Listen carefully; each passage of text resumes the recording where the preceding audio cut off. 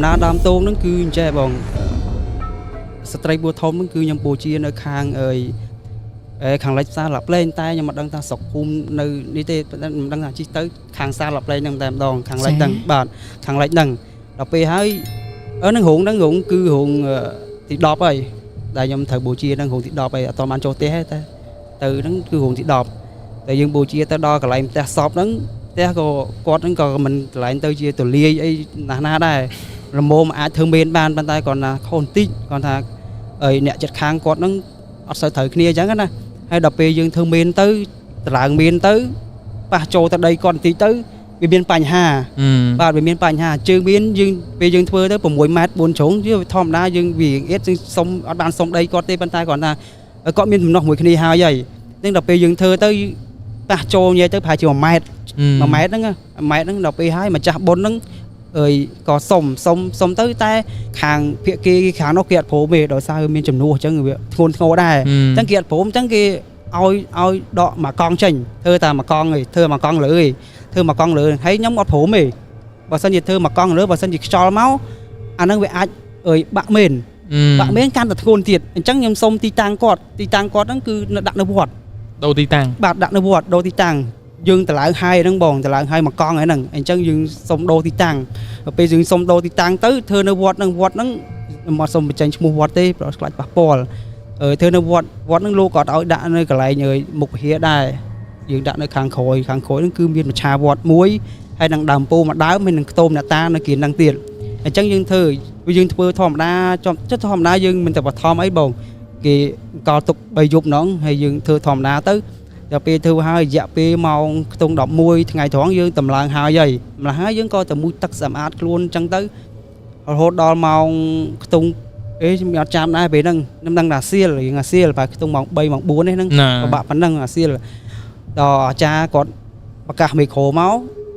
តេមកថាឲ្យខ្ញុំនឹងរៀបចំកន្លែងអង្គសពផងពួកអីក្តារវាធ្ងន់ក្តារចិនណាបងបាទមិនក្តារកុងលាក់កែយើងធម្មតាទេវាក្តារចិនអញ្ចឹងខ្ញុំក៏យកដៃដាក់កលកន្លែងហ្នឹង4ដើមកុំឲ្យវាបាក់ទៅក្រោមដល់ពេលហែមកខ្ញុំចាប់អារម្មណ៍ថងថាពេលដែលគាត់ហែមកហ្នឹងគឺមានអតេះក្មេងអតេះកូនង៉ែតទៅបងអតេះហ៊ុញបាទអតេះកូនង៉ែតដែលគេដាក់អង្គុយមានតុក្កតាលេងពីមុខមកគូព្រោះអីកូនភ្លោះបងសពហ្នឹងជាសពកូនភ្លោះបាទក្នុងពោះគាត់ហ្នឹងភ្លោះចា2អញ្ចឹងគាត់ទិញអតេះ2អោបមួយក្តារមួយឈូសហ្នឹងគឺហែមកមួយគ្នាហ្មងអូចាំបានគេទិញអវ៉ាន់ធៀមទុកឲ្យកូនគេហើយបាទមានទាំងកៅអៅមានទាំងទឹកដោះគោមានទាំងទិញហើយអស់ហើយហ្នឹងអញ្ចឹងបានតែចិត្តគ្រប់ខែប្រហែលជាអាចទុកគ្រប់ខែបងមានទាំងអតេះហ្នឹងមកហើយនឹងទឹកដោះគោមានកៅអៅឃើញសម្ភារៈក្មេងទាំងអស់មានទាំងកាទីមានទាំងពូកអាខ្នាយអោបយើងក្មេងៗអញ្ចឹងមានមកចប់គេហែមកដល់ពេលគេហែមកគេដាក់លើលើកមកឈូសហ្នឹងឡើងលើកន្លែងជើងកោះត្រូវកលនៅក្រោមហ្នឹងបងដល់ពេលហើយយើងតុក្កតាអាតេះក្មេងហ្នឹងគេដាក់នៅក្រោមនៅមួយរូបថតហើយក៏មានសំណាញ់គេសែននៅហ្នឹងមានមន់មានក្បាលជ្រូកមានអីទៅហ្នឹងយើងក៏ធម្មតាយើងក៏មិនចាប់អារម្មណ៍អីរឿងតុក្កតាឬក្មេងៗហ្នឹងណាអាតេះហ្នឹងដែរយើងក៏ទុកនៅហ្នឹងហើយខាងប្តីគាត់ហ្នឹងគឺនៅកូរ៉េណនៅឯប្រទេសកូរ៉េណទៅធ្វើការនៅកូរ៉េបាទអត់ឲ្យបូជាព្រាមទេពួកអីគាត់មកអូចង់ឃើញប្រពន្ធបាទមុខចុងក្រោយអញ្ចឹងគឺគាត់មកអញ្ចឹងដល់ពេលហើយត្រូវឲ្យសពហ្នឹងតម្កល់ទុករហូតដល់3យប់បាទ3យប់យប់ទី3បានបូជារហូតមកទៀតយើងក៏ខ្ញុំអ្នកមានធម្មតាយើងគេទៅអស់ហើយយើងមិនត្រូវមើលសពបងមិនត្រូវដេកយាមចង់ងឹងចង់អីដេកអញ្ចឹងណាហើយខ្ញុំចាប់ដើមរហូតទីតាំងមួយដែលសម្រាប់ខ្លួនឯងសម្រាប់3យប់ហ្នឹងហ្មងអត់ផ្លាស់គ្នាទេយើងនិយាយគ្នាហើយថាអ្នកណាដេកណាគឺដេកហ្នឹងហើយអញ្ចឹងយើងនិយាយគ្នាថាកុំឲ្យដេកឆ្ងាយពីមេនធ្វើម៉េចឲ្យកុំឲ្យដេកឆ្ងាយពីមេនបើថាដេកឆ្ងាយពីមេនមានបញ្ហាអីមួយគឺពិបាកបន្តិចហើយអញ្ចឹងខ្ញុំក៏យកចន្លោះកលៀតកន្លែងចាយដីហ្នឹងកន្លែងកែងជ្រុងចាយដីមកចងកន្លែងហ្នឹងហើយគ្នាខ្ញុំមួយទៀតគឺចងនៅកន្លែងលើឡានម៉ាស៊ីនភ្លើងយើងហ្នឹងហើយឡានធុងហ្នឹងយើងចងលើហ្នឹងហើយគ្នាខ្ញុំ2នាក់ទៀតដេកនៅក្នុងមេនដេកនៅក្នុងបាទក្រោមមួយនៅលើមួយទៀតតែឡានក្រោមមួយនៅលើមួយខ្ញុំដេកនៅកន្លែងចាយដីគ្នាខ្ញុំមួយទៀតដេកនៅកន្លែងឡានមេនហើយមួយទៀតដេកនៅក្រោមកន្លែងកែងជ្រុងហើយមួយទៀតដេកនៅកន្លែងខាងចុងជើងសពអញ្ចឹងបានទាំងអស់4បាទ4នាក់ប៉ុន្តែនៅថ្នាក់លើបងនៅថ្នាក់លើហ្នឹងយប់ទី1យប់ទី1ហ្នឹងចេះមានលោកមួយអង្គហ្នឹងក្មេងឯងកណាហៅ លោកនេនចុះ ណា នឹងលោកនេនគាត់មកលេងវាច្រើនលោកគាត់ចូលចិត្តខាងមេនខាងបូជាសពអីចង់មើលមែនតើខ្ញុំធ្លាប់បូជាក្នុងវត្តច្រើនអញ្ចឹងលោកគាត់មកលេងមកសួរនាំថាញោមហើយទុក13យប់អញ្ចឹងលោកអត់ លោកប្អូនណា បាទទៅហើយខ្ញុំថាអីគុណលងកណាតដឹងដែរតែសំខាន់កូនឯងនៅយប់ហ្នឹងមួយកណាហ្មងអញ្ចឹងខ្ញុំនិយាយលេងអញ្ចឹងតែកូនឯងនៅយប់ហ្នឹងមួយកណាហ្មងទៅអីអាម៉ាតនៅឯមកពោះធំហ្មងធម្មតាគាត់និយាយលេងមួយខ្ញុំក៏និយាយលេងមួយលោកអញ្ចឹងទៅវិញទៅមកនាំគ្នានិយាយលេងអញ្ចឹងទៅហើយគ្នាខ្ញុំនោះ3នាក់ទៀតហ្នឹងគឺនៅចងងឹងគាត់ពងនិយាយមកសង្សារគាត់អញ្ចឹងណាបាទពងនិយាយមកសង្សារគាត់ទៅហើយខ្ញុំនៅនិយាយលេងមួយលោករហូតដល់ម៉ោង9យប់ហើយយប់ឡើងធម្មតាមានខ្យល់ហើយវាភើយហើយខ្ញុំក៏កលែកទៅមើលរូបថត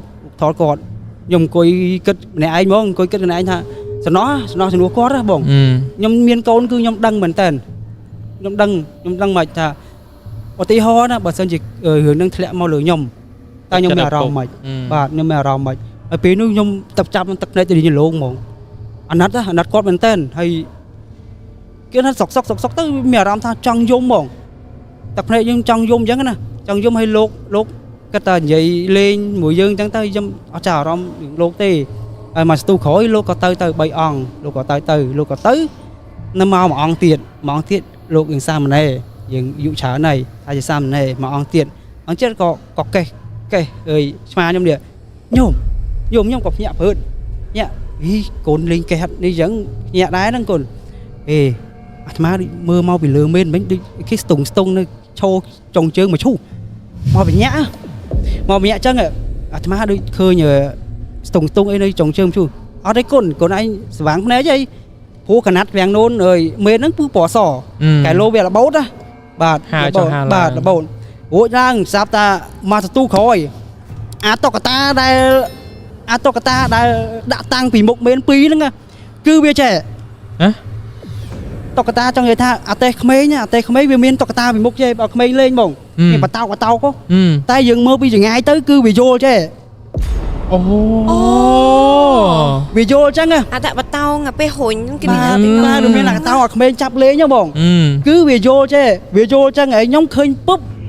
ខាងក្នុងខ្ញុំហ្នឹងគឺចាប់ដើមស្រើតហ្មងពវៀនសើឡើងលើហើយស្រើតហ្មងខ្ញុំថាចេះអាយ៉ាមកទៀតហើយអាលើកមុនម្ដងហើយឥឡូវមកម្ដងទៀតអាហ្នឹងម្ដងមកស្ទុះក្រោយទៀតបើឲ្យដឹងមកយត់ស្រាប់តាអាតេះហ្នឹងវាកំពុងតែលេងគឺវាឈប់ងក់ហ្មងអាតុកតាគឺវាឈប់ងក់ដែរម្ដងឈប់ងក់ស្រើបឈប់ចឹងខ្ញុំភ្លឹកហ្មងភ្លឹកឲ្យអាទៀនដែលដុតវាអមៀធ្លាក់ពីលើតុកហ្នឹងហ្មងទៀនចង់និយាយថាគ្នាខ្ញុំ4នាក់ផ្អើទាំង4នាក់មកយប់ហ្នឹងផ្អើទាំង4នាក់ខ្ញុំថាចេះដូរគ្នាឥឡូវដូរគ្នាហើយមកដេកលើឡានវិញហើយមកដេកនៅកន្លែងចាយដីវិញអញដេកនៅលើឡានវិញដូរគ្នាបបួលគ្នាដូរបងអើយអាគ្នាខ្ញុំថាអត់ដូរទេ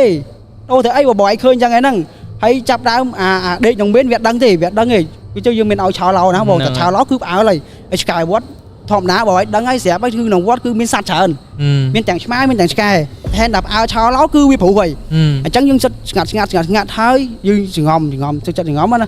តែខ្ញុំនោមដាក់ខោហើយបងអើយខ្ញុំនិយាយត្រង់នោមដាក់ខោបាទសើមកខោកាឡាខ្ញុំសើមកចេញនោមមកនិយាយមែនចេញនោមមកខ្ញុំថាទេលើកទី1ហើយដែលខ្ញុំនោមដាក់ខោលើកមុនប្អូនខ្ញុំនោមដាក់ខោឥឡូវខ្ញុំម្ដងនោមដាក់ខោស្ដាយហ្មងទៅហើយយើងក៏ធម្មតាយើងឃើញចឹងហើយយើងក៏មិននៅឈៀអាហ្នឹងអាតេះទី1បងអាតេះទី1យប់ទី1រហូតដល់ពាក់កណ្ដាលយប់ខ្ញុំហ្នឹងក៏ដេកភ្ញាក់បងឲ្យលងខ្ញុំយើងយាមសពអត់ដេកតែពេញភ្នែកទេបងអើយអាប្រឡែងព្រុសប្រះតិចក៏ភ្ញាក់ដែរហ្នឹងហើយក៏ភ្ញាក់ដែរអញ្ចឹងវាខ្យល់វាបក់មកអាសាំងអាស័យមានក្បាច់ហ្នឹងគឺវាលាន់ហើយគ្រឹកក្រាក់អញ្ចឹងគឺយើងចាប់ដើមភ្ញាក់ហើយញាក់ព្រឺតខ្ញុំថាញាក់ព្រឺតខ្ញុំឃើញមនុស្សស្ទងនៅមុខរូបថតហ្នឹងបងខ្ញុំគិតថាជំនាញមែនមុនបងខ្ញុំគិតថាជំនាញមែនទៅហើយយើងឃើញហើយយើងត្រឡប់មើលចេះមួយស្ដែងហ្មងថាអាហ្នឹងមនុស្សឬក៏កណាត់ទៅហើយខ្ញុំគិតថាមិនមនុស្សទេខ្ញុំគិតថាជំនាញមែនហើយព្រោះអីជំនាញមែនគឺវាច្រើនស្អីបាទជំនាញមែនខាងមេខ្ញុំគឺស្អីច្រើនស្អីខ្ញុំបកស្រាយលើកមុនហើយគឺស្អីអញ្ចឹងខ្ញុំគិតថាជំនាញមែនហើយអាមួយដែលដេកនៅលើមេននេះបើឯងដឹងមកចត់ឃើញស្ត្រីខ្មោចពោះធំហ្នឹងគឺនៅឈរកន្លែងចុងចាយដី nó trâu trong chạy đây à lại nhầm cho ngưỡng nắng mỏng Mơ bị ngày mà ba việc khơi nhá việc khơi vì coi trẻ việc khơi chăng à coi ngọ chăng à hay là vì hai mê nhau mà lấy ấy mau lươn anh khơi ơi nãy cái bút thông nó trâu ngưỡng lại rấy rồi hai nhau co ta ế ai chơi thành giấy đấy anh tầm khơi hay mới nhăng ai chơi thành giấy áo cháo lẩu với nhân bò hỏi sky what lú rồi ចាប់ផ្ដើម ba chặt đam lú rồi mỏng pi dốt bọn ấy ôi làm còn lú sky lú khơi không ai vì khâu nia toàn tha mà sky lú khơi không ai cứ về lú mà này anh hay về chặt đam cái tôi bị ắt bỏ tê cái tôi bị bỏ về cứ về lú bài còn lúa mỏng bong bài còn lúa lăng lơ mỏng á lúa mỏng hay ở sky đây về tha lú trai chơi kia nó cứ về lú muối cứ về to này à lú muối đầu tiên là đi lú à mua lú trắng cứ như khỏi về lú to kia trắng á hay xương cá về lú cối có về lú này ta à sky khơi không nói ní cứ về ăn cối đi về làng trầu cứ nhom nhà nam chẳng về làng trầu Cho mà trời về làng bà trầu trường buôn lú vô mong tay bờ sky về ta về ở kia trắng cứ về អង្គុយ បាទវាអង្គុយបាទអង្គុយធម្មតាលូធម្មតាបាទអង្គុយជើងពីរលូធម្មតា ឬក៏ដេកលូបានដែរ បាទដេកលូក៏បានដែរបងហ្នឹងដល់ពេលខ្ញុំឃើញឆ្កែហ្នឹងវាឈោលូខ្ញុំគិតថាអើយខ្មោចលងហើយដឹងអាលងមែនតើខ្លាញ់ស្រាក់នៅលើវោពហិបងឯងយំវ៉ាមិនវ៉ាតែមួយណាវ៉ាផ្អើទាំងអស់ហ្មងហ្នឹងខ្ញុំចាប់ដើមមេខ្ញុំក៏គិតថាដែរថារីលេងមែនតើរីឯងតាំងអារម្មណ៍ឲ្យធ្ងន់មែនតើតាំងអារម្មណ៍ឲ្យល្អហើយមួយទៀតស្មារតីក៏នឹងណូកុំប្រែបដាស់ទៅណាឲ្យមូលហ្មងថាខ្ញុំនិយាយវាថាឥឡូវបងអូនឯងចាខ្មោចធ្លាប់លងអូនឯងបងក៏ធ្លាប់លងដែរអញ្ចឹងឯងដឹងហើយថាវាមានសភាពបែបណាអញ្ចឹងយើង4នាក់គឺអត់មានរត់ចោលគ្នាទេអត់មានរត់ចោលគ្នាទេយើងត្រូវនៅទាំង4នាក់ហ្នឹងតែម្ដងហើយអាមួយដែលនៅលើវានៅវាឃើញអញ្ចឹងវានៅក្រោមមេនវិញវាដេកនៅក្រោមមេនហ្នឹងតែម្ដងវាដេកនៅក្រោមមេនហ្នឹងហើយខ្ញុំធម្មតានៅកន្លែងដែលងឹងហ្នឹងគឺសើមទឹកនោមខ្ញុំហីគឺខ្ញុំអត់អាចដេកបានទេខ្ញុំស្រែកងឹងនឹងចេញខ្ញុំក៏ចាប់ដើមទៅដេកនៅគៀនឡានហ្នឹងដែរហើយធម្មតាយើងសើមងឹងហើយមានកណាត់ណាក្រែដេកទៀតអងអាកេះឡាំងទឹកសុទ្ធយើងកេះឡាំងទឹកសុទ្ធកេះឡាំងវិជាអីហ្នឹងយើងក៏បាទក្រែយកធ្វើមកគូតបានហើយអានេះផ្អែកយើងនេះខ្លួនហ្នឹងយើងផ្អែកលើត្រង់ឡានចេះផ្អែកដេកមកចំបក់ណាមកចំបក់ហ្នឹងគឺដេកទាំងអស់គ្នាបងហើយដឹងមកយ៉ាងដូចទាំងអស់គ្នាហ្មងគឺសំឡេងមួយចេញពីដើមពោនឹងម្ដងសំឡេងមិនមែនថាអំពេកូនទេសំឡេងសើចបន្តិចអីបន្តិចបងសើចហ្មងសើចហើយខ្ញុំចាប់ដើមភ្ញាក់ព្រឹតដល់ពេលហើយយើងក៏កេះគ្នាថាម្ដងទៀតឥឡូវយើងកុំហត់ចោលគ្នាអូនណាមុខស្ងួតហ្មងចង់យំអីបន្តិចបងអើយហើយពេលហ្នឹងយើងដើមមានទំដុតបានប្រហែលជាខ្ទង់ដល់50សពហ្នឹងនៅខ្ចីដែរបាទអញ្ចឹងក៏យើងចាប់ដៃគ្នាថាកុំចាប់ថាកុំរត់ចោលគ្នាអញ្ចឹងណាយើងសន្យាមួយគ្នាហ្នឹងហើយនឹងយប់ទី1ដល់ពេលស្អែកឡើងយប់ទី2គឺដូរខ្ញុំដេកលើមេនម្ដងដេកលើមេនម្ដងហើយឥឡូវវាដេកនៅក្រោមមេនហើយគ្នាខ្ញុំមួយទៀតតែដេកនៅគៀនមេនហ្នឹងដែរប៉ុន្តែដេកចន្លោះចៃដីនៅចងជាប់មួយអានាងឡានអាធុងឡានមួយធ្នឹមចៃដីនៅគៀនហ្នឹងបងចងជាប់ហ្នឹងខ្ញុំដេកលើមេនខ្ញុំអត់អស់ចិត្តសុទ្ធថាមិនក៏សពនឹងស្លាប់អញ្ចឹងហើយកូននឹងផ្ទៃទៀតខ្ញុំក៏ចាប់ដើមមានអារម្មណ៍ថាតក់ស្លុតហើយអាណិតគាត់មែនតែនបងអាណិតគាត់ណាអាណិតដល់យប់ថ្ងៃទី2ទៀតបាទនឹងយប់ទី2អាណិតសតអង្គុយមកស្ទុះអត់មានខ្យល់ទេបងយប់ស្ងាត់អត់មានខ្យល់ទេខ្ទង់ម៉ោង1ម៉ោងអីហ្នឹងគឺអត់មានខ្យល់ទេស្ងាត់មែនទេខ្ញុំសួរថាចេះអត់មានខ្យល់មិនភ្លើងទៀនគោអឡត់ទៀនគោលើក្តាមឈូសចិនណាអាទៀនកែវណាបាទកែវធម្មតាគឺវាឆេះអស់មកយប់អីគឺវានៅពាក់កណ្ដាលហើយអញ្ចឹងខ្យល់មិនក៏វាមិនអឡត់ដែរខ្ញុំសួរថាមិនអឡត់ខ្ញុំអង្គុយចេះអង្គុយភ្លឹបក្បាលម្នេកគាត់ហ្នឹងទៀតវាមាន4មានចុងជើង1ក្បាលម្នេក1ហើយមួយទៀតវានៅកណ្ដាលខ្ញុំឃើញអឡត់ភ្លឹបខ្ញុំក៏យកតែកេះដុតខ្ញុំស្មានថាខ្យល់វាវាយអញ្ចឹងណាខ្ញុំក៏យកតែកេះដុតហ្នឹងមកដុតពុបបានមកស្ទូក្រោយចុះវិញអាលុតចុងជើងមុនដំបូងអាលុតនៅក្បាលម្នេកក្បាលម្នេកដល់ពេលខ្ញុំយកអាដៃកេះមួយទៀតដុតអាក្បាលម្នេកដល់ពេលចុះមកដល់ថ្នាក់ក្រោមគឺអាលុតនៅចុងជើងវិញបែរទៅមើលលើអាលុតនៅចុងជើងវិញអាលុតចុងជើងខ្ញុំក៏ចាប់ដើមអារម្មណ៍ខ្ញុំអត់ស្រួលទេថាមកឥឡូវឡើងលើវិញទៅអញអត់ឡើងទេលោងចង់ឈឺអីហ្នឹងទៅលេងចង់រួចអីហ្នឹងបងឯងមើលស្រាប់តាអូរៀងខ្លាចយីមិនខ្លាចមែនបើលេងចឹងហ្នឹងសូលញ័រខ្លួនហ្មងភ័យហ្មង ហើយដល់ពេលហើយដឹងមិនបងឯងដឹងមិនអត់នៅពេលដែលទៀននឹងអលត់វាំងនោះយើងក៏ចាប់ដើមស្រ័យចេញស្រ័យបាំងមកឈូសហ្នឹងស្រ័យបាំងមកឈូសហ្នឹងរហូតបាំងចឹងមាន4ទៅ4ស4ណាស1វាំងនូន1មកស1វាំងនូន1អញ្ចឹងទៅយើងក៏ស្រ័យអាមួយហ្នឹងបិទអាមួយទៀតអាមួយហ្នឹងបិទអាមួយទៀតកុំឲ្យវាតែលោសัตว์ទៀតអីឆ្មាអីវាឡើងមកវាកន្លងតែកន្លងធ្ងន់ឡើយកន្លងធ្ងន់គឺយើងក៏ចាប់ដើមបិទអាវាំងនូនហ្នឹងបិទអាវាំងនូនហ្នឹងមកឲ្យដឹងមកអត់ពេលដែលយើងស្រ័យបិទគៀនមច្ឆាវត្តដូចខ្ញុំនិយាយខាងដើមអញ្ចឹងគឺមានមច្ឆាវត្តនៅគៀនហ្នឹងឲ្យដើមពោនឹងចៃដីខ្ទមអ្នកតាសួរថាមច្ឆាវត្តហ្នឹងពេលដែលគេបូជាហើយគេយកឆ្អឹងទៅណាបងបើធ្លាប់ដឹងអត់ ចាក់ចូលស្រែ ចាក់ចូលទលេ បាទចាក់ចូលទលេប៉ិនអត់ទេនេះគេអត់ទេចុះកាលគេទុកកូននៅកន្លែងក្រោមមើលដើមពោហ្នឹងបង អូគេចាក់ធ្វើជី បាទគេទុកនៅក្រោមនៃដើមពោហ្នឹងហើយខ្ញុំក៏មិនចាប់អារម្មណ៍ដែរថាឆ្អឹងខ្មោចដែរខ្ញុំក៏ទៅនោមនៅកន្លែងហ្នឹង ហើយទៅនោមដើមពោ ទៅនោមនៅកន្លែងកាច់ជ្រុងលបងចូលយើងមានវត្តមានលបងបើយើងអត់ទៅនោមនៅកន្លែងហ្នឹងយើងទៅនោមកន្លែងផ្សេងវាប៉ះពេលចៃដីគេអញ្ចឹងយើងក៏ចន្លោះទៅនោមនៅកន្លែងហ្នឹងប៉ុន្តែយើងអត់ដឹងអារម្មណ៍ថាឆ្អឹងខ្មោចទេអត់ចាអារម្មណ៍ឆ្អឹងខ្មោចទេដល់ពេលយើងចាប់ដើមនោមពុបនេះសែកហ្មងឯងមើលម៉ងហឹងអញ្ចឹងខ្ញុំនិយាយមែនអស់លីងហ្មងហត់ឡើងចូលឡានមែនហ្មង ដាច់នោមឯងបង ដាច់បងនិយាយមិនដាច់មិនបើលេងម៉ាំងហឹងយ៉ាងហ្នឹងខ្ញុំក៏ហត់ចូលក្នុងឡានមែនហ្មងអត់លោចូលឡានមុនភ្លឹបបិទទ្វារបិទអាទ្វារយើងហ្នឹងបិទភ្លឹបយើងទុកដល់ហ្នឹង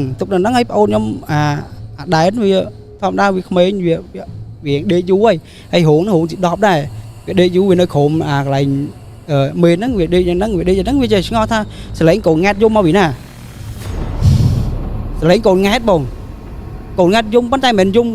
លីធំទេកូនងាត់ធំទេលីខ្សៅ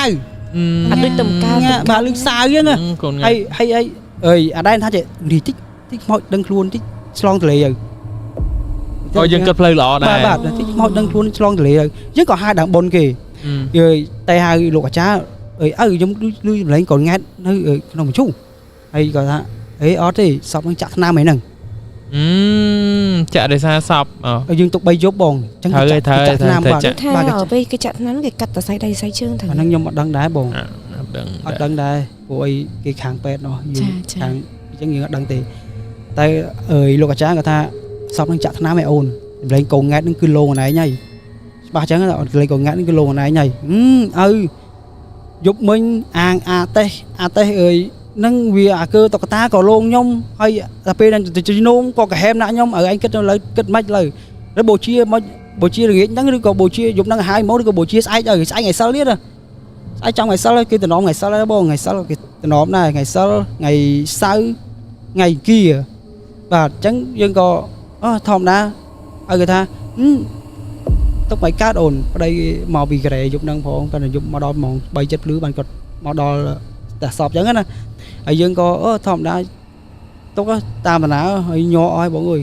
ក្បាលក៏ឈឺដែរក្បាលឈឺទុកយើងសម្រាប់បានគ្រប់គ្រាន់បាទ10យប់ហើយបងឯងមើលឲ្យលងយ៉ាងទៀតហើយមួយដែលប្អូនយប់នោះគឺញាក់ខ្លាំងមែនតើវាញាក់នឹងងឹងញាក់ឡើងគឺមេនមកញាក់ចឹងញាក់ឡើងក៏តូនទៅហើយខ្ញុំនេះហើយយើងបុកពោះហងចង់ទៅផ្ទះឲ្យបន្តិចហង chứ យើងមិនដេកជុំគ្នាទេដេកជុំគ្នាមិនកើតបងដូចជិះទៅគ្នាឧទាហរណ៍ថាបើសិនជាគេមានអ្នកមកលួចចឹងទៅគេលួចទៅបាត់បាទគេលួចរបស់ទៅបាត់ចឹងនិយាយថាចែកទៅគ្នាយើងចែកទៅគ្នាយាមចឹងណាបើសិនជាគេមកខាងនោះក៏គេឃើញមើលដេកគេមកខាងនោះក៏ឃើញមើលដេកចឹងគេហ៊ានចូលលេចុះអត់មានបងប្អូនសាច់ញាតិខាងសពអីគេនៅកដោគេមកបងគេមកប៉ុន្តែគាត់ណាគេមិនមកបានដិតដល់រហូតដល់កណ្ដាលយប់ចឹងទេគេមកតែក្បាលព្រលប់ម៉ោង 6 ម៉ោង 7 អីចឹងម៉ោង 7 ជាងគេទៅវិញ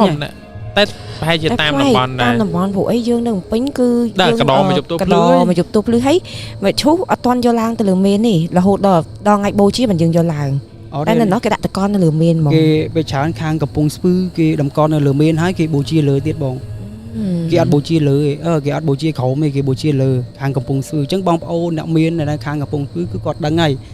គាត់ដឹងហើយគាត់ថាទលានត្រឡប់ខាងកំពង់ស្ពឺគេបូជាលើខាងកំពង់ស្ពឺខាងកពតគេបូជាលើនឹងបើខាងតកៅយើងមានតាមតំបន់ដែរខាងតកៅគឺនៅខាងប៉ែកខាងជើងទីរោងខេត្តគេបូជាលើគេកន្លែងបឹងមួយហ៎បងហ្នឹងកន្លែងម្ដុំហ្នឹងគេបូជាលើហើយបើនៅខាងកំពង់ស្ពឺគេបូជាលើសង់ទាំងអស់ហើយខាងកពតក៏គេបូជាលើខាងទាំងអស់ដែរសង់ទាំងអស់ដែរអញ្ចឹងយើងក៏សម្រេចចិត្តថាទុកនៅនឹងមួយយប់ទៀតតែម៉ោង 3:07 ប្តីគាត់មកដល់យំបងយំយប់ទី2បាទយប់ទី2យើងប្តីគាត់មកដល់ហើយមកដល់ម៉ោង 3 បាទម៉ោង 3 ភ្លឺ ហើយឃើញយំមែនតែនយំហើយគាត់យកសពឃើញថាប្រពន្ធគាត់នឹងអត់ទៅណាឆ្ងាយពីកន្លែងមីននឹងទេអត់ទៅណាឆ្ងាយពីកន្លែងអើយតុក្កតាដែលទិញទុកឲ្យកូននឹងគាត់នឹងទេគាត់ទៅណាឆ្ងាយគាត់យកសពច្បាស់ណាគាត់ថាប្រពន្ធគាត់នឹងគឺនៅកវ៉ែនៅគៀនហ្នឹង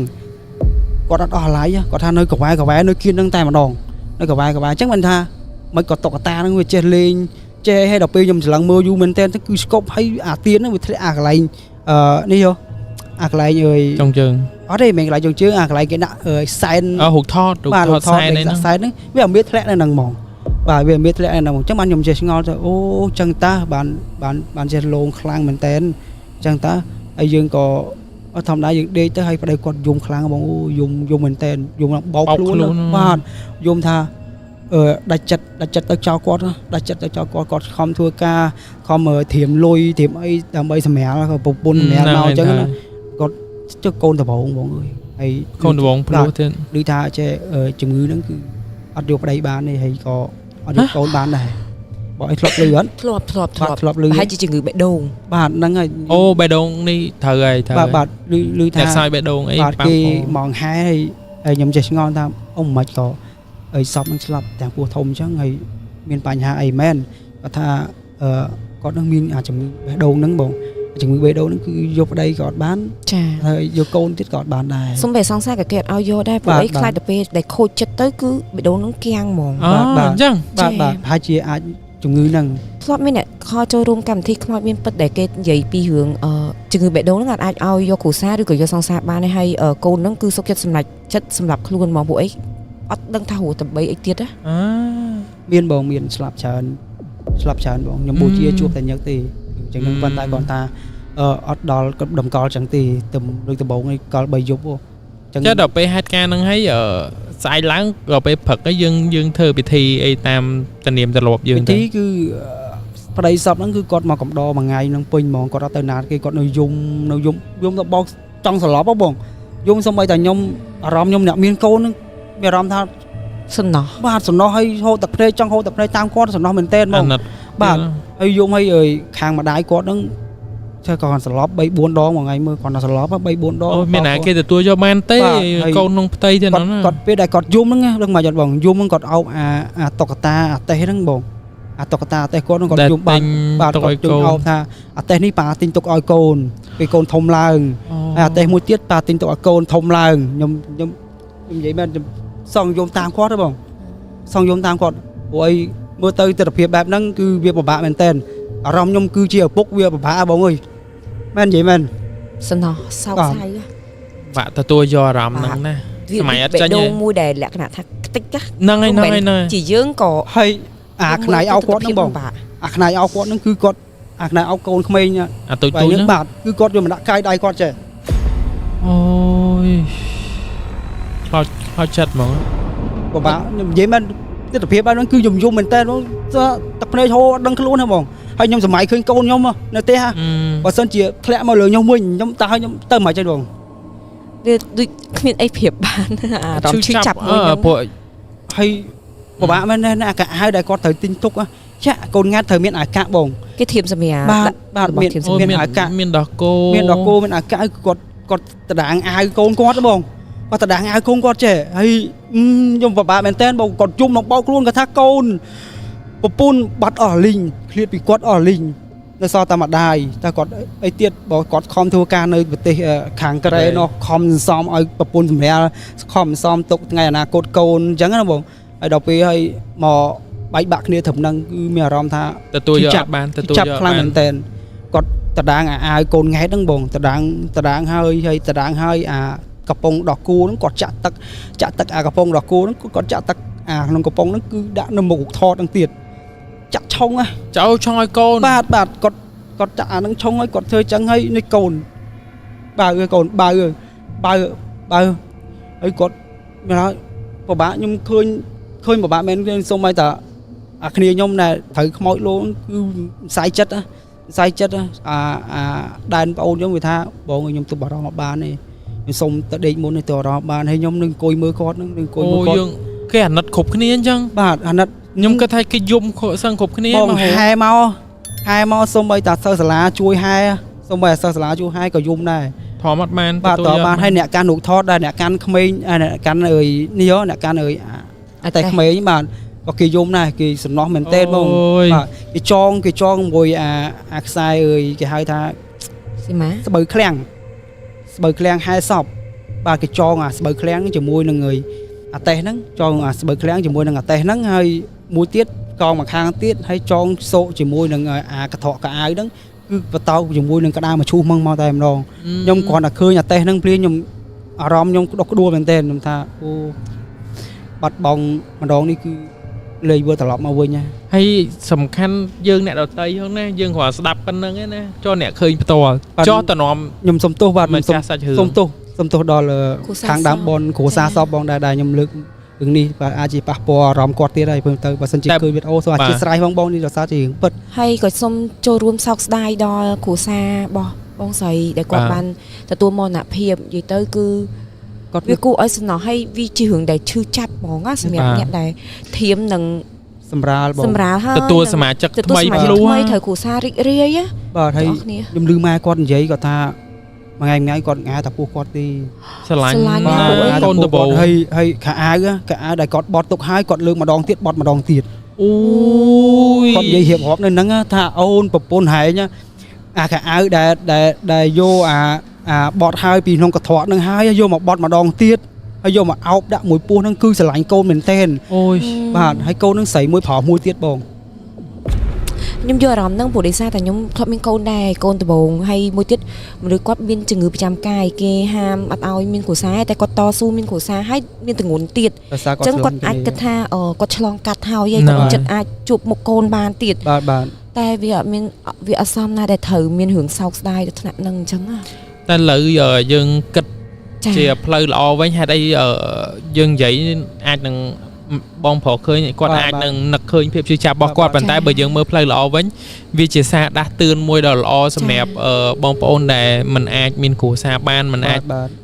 មានបត្រាបត្រីបានអញ្ចឹងសូមប្រុងប្រយ័ត្នឲ្យមែនតែនឬក៏យើងទៅរកពេទ្យណាព្យាបាលឲ្យដិតដល់មែនតែនខ្ញុំប្រហែលជាយើងអាចមានឱកាសណាមួយដែលអាចមានបត្រាបត្រីដូចគេបានអញ្ចឹងយកចិត្តទុកដាក់ឲ្យមែនតែនបាទចាបើសម្រាប់ខ្ញុំធ្លាប់បូជាសពគឺជួបច្រើនដែរជួនកាលគាត់មានកូនមួយខែវិញគាត់ស្លាប់មានកូនមួយខែជួនកាលគាត់អត់ទៅមានកូននេះគាត់ស្លាប់ដែរអញ្ចឹងយើងបូជាច្រើនតែម្ដងនេះគឺធ្ងន់មែនទែនរហូតដល់ភ្លោះរហូតដល់កូនភ្លោះ2ស្រីមួយប្រុសមួយទម្លើកទី1បូជាភ្លោះហ្មងបាទភ្លោះហើយគឺកំណត់ទុក3យប់គឺទម្លើកទី1ទេប៉ុន្តែតម្កល់ផ្សេងគឺអត់សពបែបហ្នឹងទេគឺសពធម្មតាអញ្ចឹងទៅជួនកាលគេខាងទូធាអញ្ចឹងគេចង់ទុកលើមេនអញ្ចឹងណាបងអញ្ចឹងយើងក៏កំដរធម្មតាអញ្ចឹងទៅហើយម្ដងនេះគឺលេងមែនតែនទាំងលងទាំងសំណោះខ្លួនខ្ញុំនិយាយនឹងញ័រធុងបងអើយដោយសារក្តុកក្តួលពេកខ្ញុំគិតថាអ្វីដែលយើងបានឃើញហ្នឹងលែងឲ្យយើងខ្លាចបែរជាអាណិតគាត់អាណិតបងអាណិតខ្លាំងមែនទេដោយសារតែខ្ញុំមានកូនដែរកូនឥឡូវកូនខ្ញុំ3ឆ្នាំហើយអញ្ចឹងខ្ញុំមានកូនគឺខ្ញុំដឹងខ្ញុំយកអារម្មណ៍មួយនឹងច្បាស់មែនទេជាពុកគេបាទយកអារម្មណ៍មួយនឹងហើយម្ដាយគាត់ខាងម្ដាយក្មេកខាងសពហ្នឹងគាត់ធៀមឲ្យអាកាទីដែលត្រូវងឹងដែលត្រូវអាងឹងយើងចុចតេឡេនេះយកនឹងអូតូបាទអូតូគាត់ធៀមសម្រាប់ចៅគាត់ដែរហើយខាងម្ដាយខាងកូនសពហ្នឹងម្ដាយបង្កើតគាត់ហ្នឹងក៏ធៀមខោអាវធៀមម្សៅអីត្រូវលាបត្រូវអីនិយាយទៅទាំងអស់ហ្មងនិយាយទៅខ្ញុំគិតថាចិត្តដល់ថ្ងៃដែលកើតហ្មងបានគេទិញអីវ៉ាន់មុនទៅជឿធម្មតាគេមិនដែលទិញ2 3ខែទុកមុននេះគេទិញ1ខែឬកន្លះខែមុននេះពីគៀកចូល7ខែហ្នឹងគេអាចបាក់ប៉ុណ្ណឹងបងបាក់ប៉ុណ្ណឹងព្រោះអីគាត់រៀបចំឲ្យអស់មកសម្ភារៈមកសេតមកនេះឲ្យអស់ឲ្យប្តីគាត់ហ្នឹងគាត់ថាពេលដែលប្រពន្ធឆ្លងទលេហើយគាត់នឹងសុំច្បាប់មកវិញមកមើលកូនបាទមកមើលកូនប៉ុន្តែអកុសលអីគឺប្រពន្ធគាត់គឺបានវាចាក់លោកបាទវាចាក់ឲ្យអញ្ចឹងហើយខ្ញុំគិតថាប្តីគាត់ក៏ទៅដែរទៅប្រហែលជាខ្ទង់ប្រហែលជា5ខែហ្នឹងបងហ្នឹងហើយប្តីគាត់ទៅទេខ្ទង់5ខែអញ្ចឹងប្តីគាត់នោះគាត់ថាឮថាប្រពន្ធខូចព្រាមបងអើយធ្វើការមានកើតណាហើយគាត់ក៏អាចបន្តការងារនៅកន្លែងបានដែរគាត់សុំមកហើយគឺគេប្លែកដូចអាហ្នឹងដូចជាប្លែកលីហ៎ឬក៏ត្រូវប្រឡងឡើងវិញអីចឹងណានិយាយទៅបោះឱកាសការងារចោលបាទអញ្ចឹងក៏គាត់មកវិញអញ្ចឹងទៅយើងអ្នកមានក៏ធម្មតាដល់តែគេយើងកលទុកតាមចិត្តដើមបុណ្យណាយើងបានយកក៏បានដែរឲ្យតាគាត់ព្រមទុកអញ្ចឹងទៅចាក់ថ្នាំចាក់អីរហូតដល់យប់ទី3បងយប់ទី3ហ្នឹងការ បូជាសពហ្នឹងគឺវាខុសគ្នាចេះត្រង់ថាខ្ញុំឲ្យដើមបុណ្យហ្នឹងទៅទិញដូងទុំយើង បាទ ដូងទុំហើយនឹងស្លឹកតយអាតយយើងដែលធ្វើមកអែមឬអីហើយដូងទុំយើងហ្នឹងយកមកដាក់នៅក្នុងឡហ្នឹងម្ដងកុំឲ្យវាស្ងៀម បាទ ដូងទុំយើងហើយនឹងស្លឹកតយយើងដាក់យកមករៀបដាក់ក្នុងឡហ្នឹងកុំឲ្យវាស្ងៀម ដាក់ទាំងមូលហ្មងតា អត់ទេវាយវាចេញបងពេលដែលយើងវាយវាហើយយកទឹកវាចេញវានៅក្នុងឡហ្នឹងណាបងវាយើងដាក់ក្នុងឡចូលទៅវាដុតទៅវាឆេះដូងទៅវាឈ្ងុយហើយវាឈ្ងុយហើយអាស្លឹកតយក៏វាឈ្ងុយហ្នឹងវាអត់មានធំខ្លាំងឈាម កុំឲ្យក៏ធំខ្លាំងបែក ឈាមអញ្ចឹងយើងក៏បូជាបងអើយសម្រែកទៅហូរយំមកបងសម្រែកទៅហូរយំពីគ្រួសារនៃសពចង់និយាយថាសន្លប់4នាក់ប្តីម៉ែក្មេកម៉ែបកើតប្អូន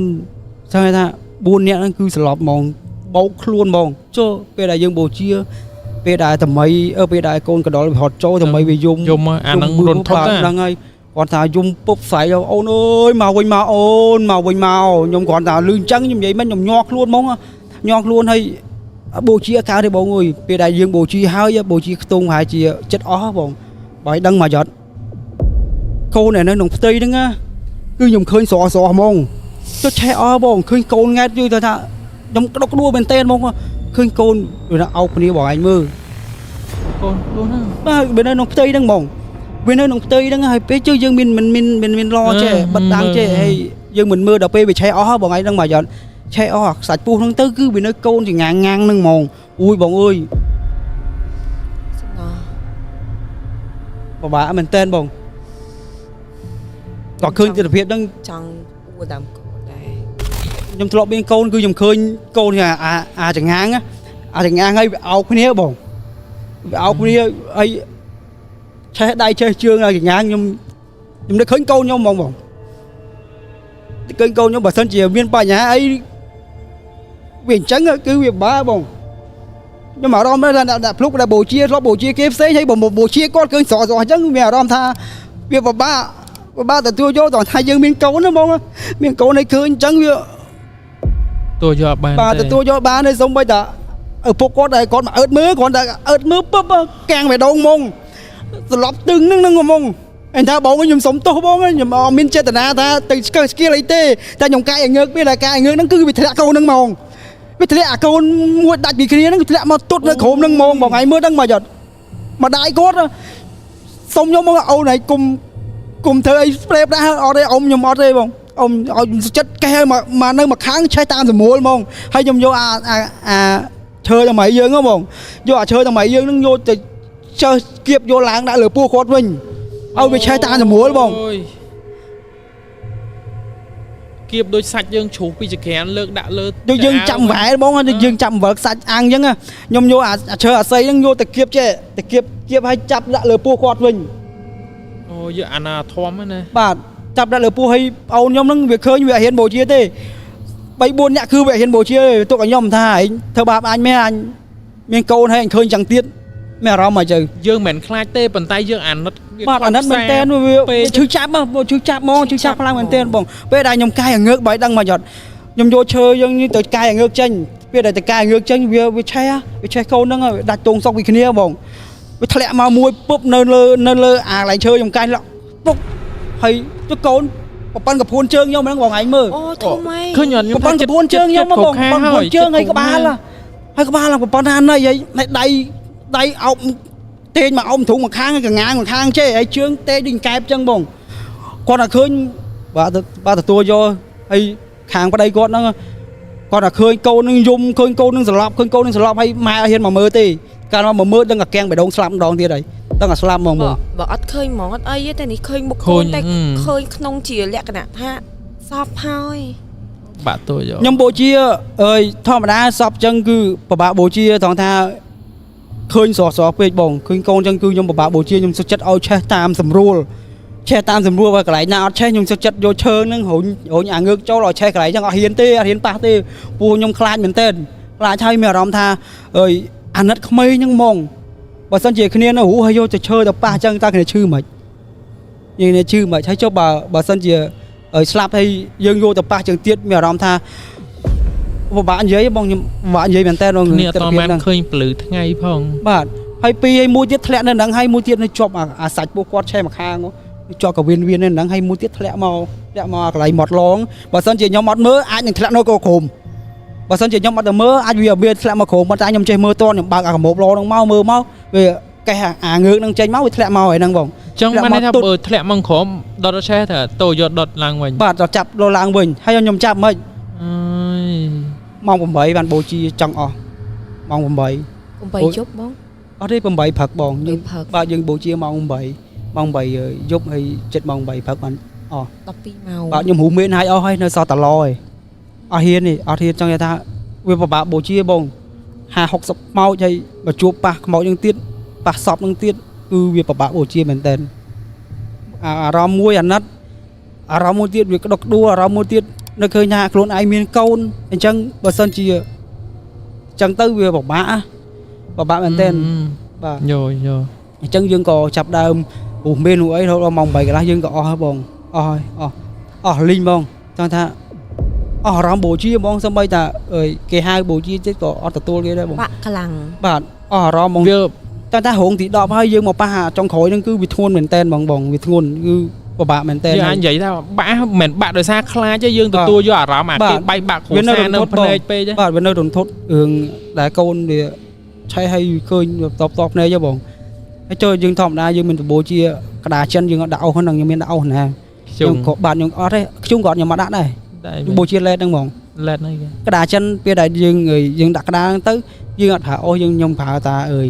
កតិចអស់ដែលត្រូវកាត់មីភ្លើងត្រូវកាត់ចុះក្តារចិនបងក្រាស់ប៉ឹកអីហ្នឹងយើងបើយើងដាក់អស់ទៀតខ្លាចវាឆេះច្រើនទៅវាអត់មានឆ្អឹងហើក្តារមឈូសហ្នឹងបាទក្តារបូជាមឈូសបាទតាមឈូសហើយយើងអត់ដាក់អស់ហើយអញ្ចឹងឲ្យឆេះតាមជាមួយទៅដល់ពេលយ៉ាឆេះក្តារអស់ហ្នឹងទៅវាឃើញសពនឹងទាំងទៀតខ្ញុំហើយបាយក៏ចូលដែរបងអើយបាយចូលមកដល់ផ្ទះអាណិតបាទអូខ្ញុំពេលដែលបងនិយាយខ្ញុំស្មើសម័យអាបងកេះអីហើយធ្លាក់អីមកអីហ្នឹងអូបាទចង់ថារឿងនេះបងប្អូនដែលស្ត្រីដែលមានផ្ទៃពោះសូមកុំមើលកុំទស្សនាអីខ្លាចប៉ះពាល់អារម្មណ៍មែនតើហើយប៉ះពាល់ហើយអត់តន់ចប់ឯងបងរឿងនេះគឺនៅទៀតអញ្ចឹងសាច់រឿងមិញហ្នឹងអត់តន់ចប់ទៀតអត់តន់ចប់ឯងបងព្រឹកលំឡើងយើងរូមេនអីហើយអញ្ចឹងទៅយើងនៅតឡទេហើយអ៊ំមួយដែលគាត់ត្រូវយកអាម្ហូបអាហារដែលខ្ញុំត្រូវហូបយាមមកបងយាមមកយប់ដំបូងគាត់យកបបរមកម៉ោង9យប់ម៉ោង10ហ្នឹងគឺគាត់យកបបរខ្ញុំហូបខ្លាចហេវគាត់យកបបរទឹកផ្លែឈើអីហូបនេះគាត់ក៏ប្រាប់ខ្ញុំព្រឹកលំឡើងគាត់ប្រាប់ខ្ញុំមកកន្លែងរូមេនអូនពូឃើញតុក្កតាដែលនេះហ្នឹងតុក្កតាដែលអាតេះក្មេងលេងហ្នឹងគឺមិនមែនក្មេងទេម្លីងកងវាលម្លីងកងវាលបងម្លីងកងវាលវារុញចេះវាកេះដៃលេងចេះដូចតុក្កតាក្មេងលេងគឺវាទៅលេងហ្នឹងបងវាទៅលេងហ្នឹងហើយគឺច្រើនមែនតើសិតតែម្លីងកងវាលរត់ពេញទៅហ្នឹងវាលេងអាហ្នឹងសុបាយហើយខ្ញុំចេះឆ្ងល់មិនក៏ទៀននឹងធ្លាក់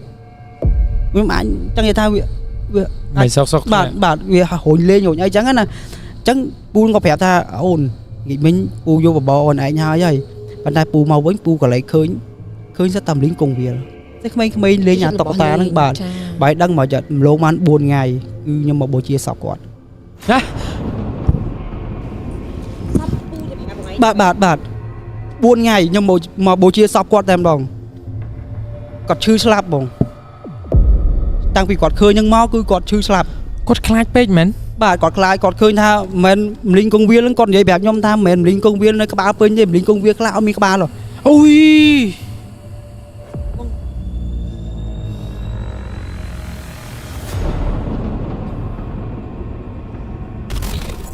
គាត់ឈឺដល់ណាឈឺសក់ជ្រូអីចឹងទៅឬក៏មិន